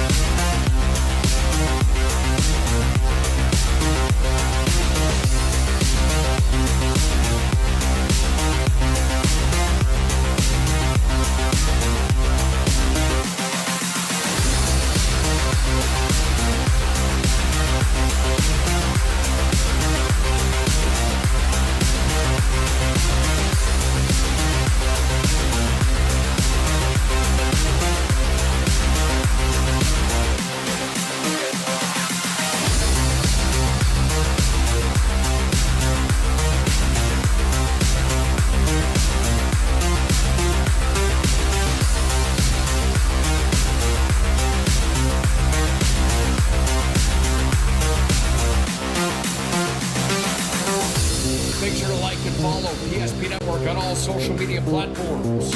PSP Network, it's game day. When facing disaster, it's not just the things we lose, but the memories.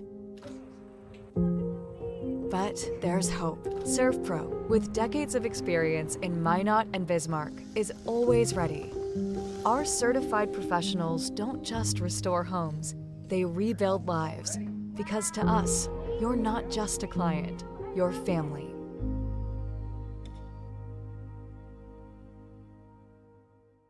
Our stylists are trained to understand the nuances of cutting men's hair. Less pomp, more adore, huh, Brittany? Square face, wavy hair. Mid-fade with a textured top. Finish it off with a hard part and taper that neckline, coach. Cowlick, what's the move? It's not just all about hard work here. Hit off, 7, pressure, points, yeah! It takes expertise to be a sport clip stylist. Here? That's a spot! Right there, huh? Sport Clips, the pros in men's hair.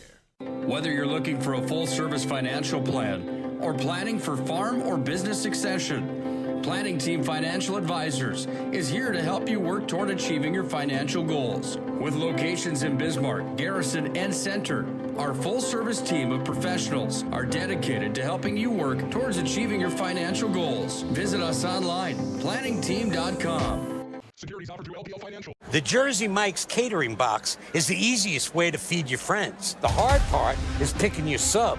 That's why we're having a draft. With the first pick, Sarah from Carolina selects number 13, the original Italian.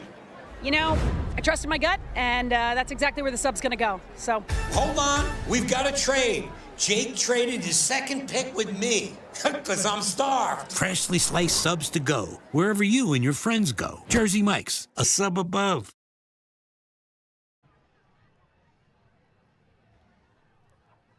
And there you have it. Final on the BNC scoreboard. Legacy 40, Davies 30. In what was a fantastic matchup right here on the PSP network. Number 2 Legacy dethrones number 1 Fargo Davies. And let's take a look at it right here on the Charbonneau Car Center post-game show, as Charbonneau Car Center bringing you the post-game show tonight.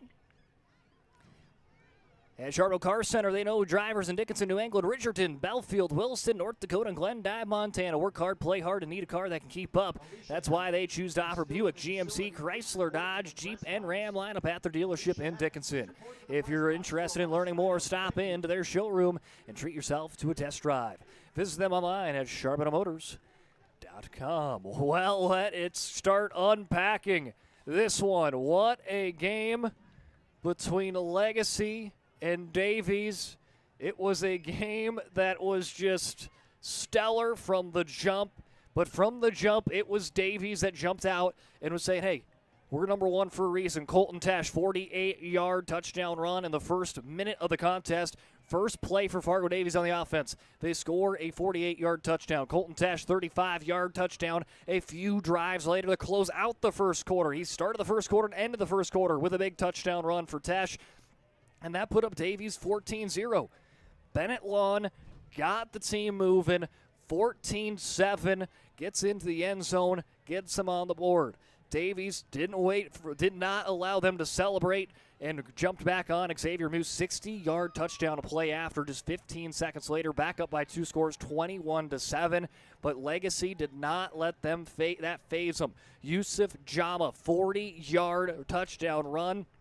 21-14, and then it was Jack Jolson with a 15-yard touchdown catch with 9 seconds before the half to pull them within 1. The PAT was blocked, keeping Davies up 21-20. Davies' offense started with the ball, a 7-minute drive to start the third quarter, but it stalls out in the Serve Pro red zone, and they elect to take the kick. 24-20. They take the field goal, but that allowed Legacy to take the first lead of the ball game with under 5 minutes remaining. It was Yusuf John with a 49-yard touchdown run to go up 27-24. Fourth quarter action. Back in at it. It was Xavier Muse, 3-yard run, well-constructed drive, inch down the field, and Muse puts Davies on top once again, 30-27. Yusuf Jama back in for Legacy. He did what he had to do. Works it back up the field. He comes off, and his backup, Wyatt Boone, comes in to cap it for 6. A 5-yard touchdown. Legacy back up 34-30 with 6:43 remaining, and that's where things got interesting. Davies brings it all the way back to the Serve Pro red zone, and they were stopped on 4th and short. Stopped, leading the charge was Griffin Zenz. Gets the stop, puts the ball back in the hands of the offense, and the offense was able to make some big plays. Brody Weigel was stellar in crunch time. They were up by a touchdown. They needed to crunch the clock, and instead he says, hey, why do we need to get this clock down when we can just settle it in for 6? Drives down the field. He ends up scoring a touchdown at the end to make it 40-30. And the Legacy's defense with another big-time stop and closes it out with what was the game-sealing interception by Bennett Lawn, and that would be the ender, 40-30. Bismarck Legacy stays undefeated, 3-0. Fargo Davies drops to 2-1, and it looks like we got a new sheriff in town again. West Fargo Cheyenne started the year number 1. They lost to Legacy. Davies took the number 1 spot in the state. They have now lost to Legacy. I think you see where the polls might be headed. Legacy and Shanley, the 2 undefeated teams in the state in AAA. Legacy looking to see if they are going to be that number 1 team, but signs and indications point that they probably will when we look on the Monday polls when they get released early next week. That was just a lot to unpack, but now we head on over and talk about who is our player of the game. Sports Clips bringing you the MVP of this matchup. Sports Clips is the home. It's the MVP haircut experience. Nothing comes close to making you feel like the MVP, quite like the MVP experience at Sports Clips. Tonight's Sports Clips game MVP is, well, I don't know. Can you give it to one person? I don't know if you can. There's so many players you can give it to, so we're going to give it to a tandem. We're going to Brody Weigel, and we are going Yusuf Jama. We're going 2 tonight. It was a team effort for Legacy. You could probably give multiple more names than those 2, but they were able to get that offense going, an offense that was really held in check early on in this contest in the first quarter and even starts of that second quarter. But Weigel and Jama got it going. They kept it going. Weigel's hard counts were huge. He was able to show he was a dual threat. He gets the game-sealing touchdown at the end. Jama picks up a couple touchdowns, both those players in the end zone multiple times today, and that's why they're your Sports Clips MVPs of the contest. Well, now we head on over to the move of the game, brought to you by Charbonneau Motors. I was back and forth on this one as well. But at the end, we are going to give it. He's going to fake it. Weigel fakes it to Jama. He bounces to the outside. He's in the end zone of the contest. Oh, what a play for Brody Weigel. He's of it. As you saw there quickly, now it kind of goes back on over to to a different one there. But as you saw, Brody Weigel, play of the game there at the end, had that game-sealing touchdown, kept it himself, faked it to Jama, turned it into 6. And puts that one out of distance there. Goes up by 2 scores with less than 2 minutes and has Legacy up. But you could have even gave it to Griffin Zen's play there prior. Why Legacy had the ball? A big defensive stop, and you could pick so many different plays. But there's the game-sealing touchdown, and the game-sealing interception came a few plays later by Bennett Lawn. But Legacy stays undefeated 40-30. Before we sign off on the Charbonneau Car Center post-game show, let's take a final recap of what was going on here on AAA action across the score here. If we get some score updates, as West Fargo and Minot 19-14. West Fargo leads with 6 minutes left. Once this one goes final, you can head on over to that game as we have that one on the PSP network. Bismarck Century picks up the win against West Fargo Cheyenne 17-13.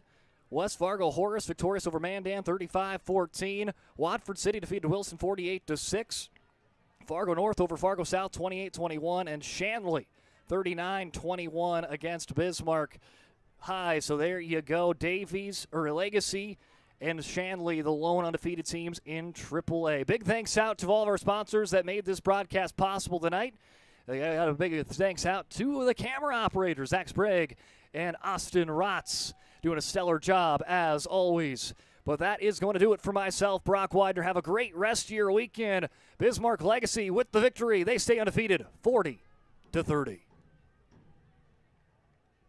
This presentation on the PSP Network is proudly brought to you by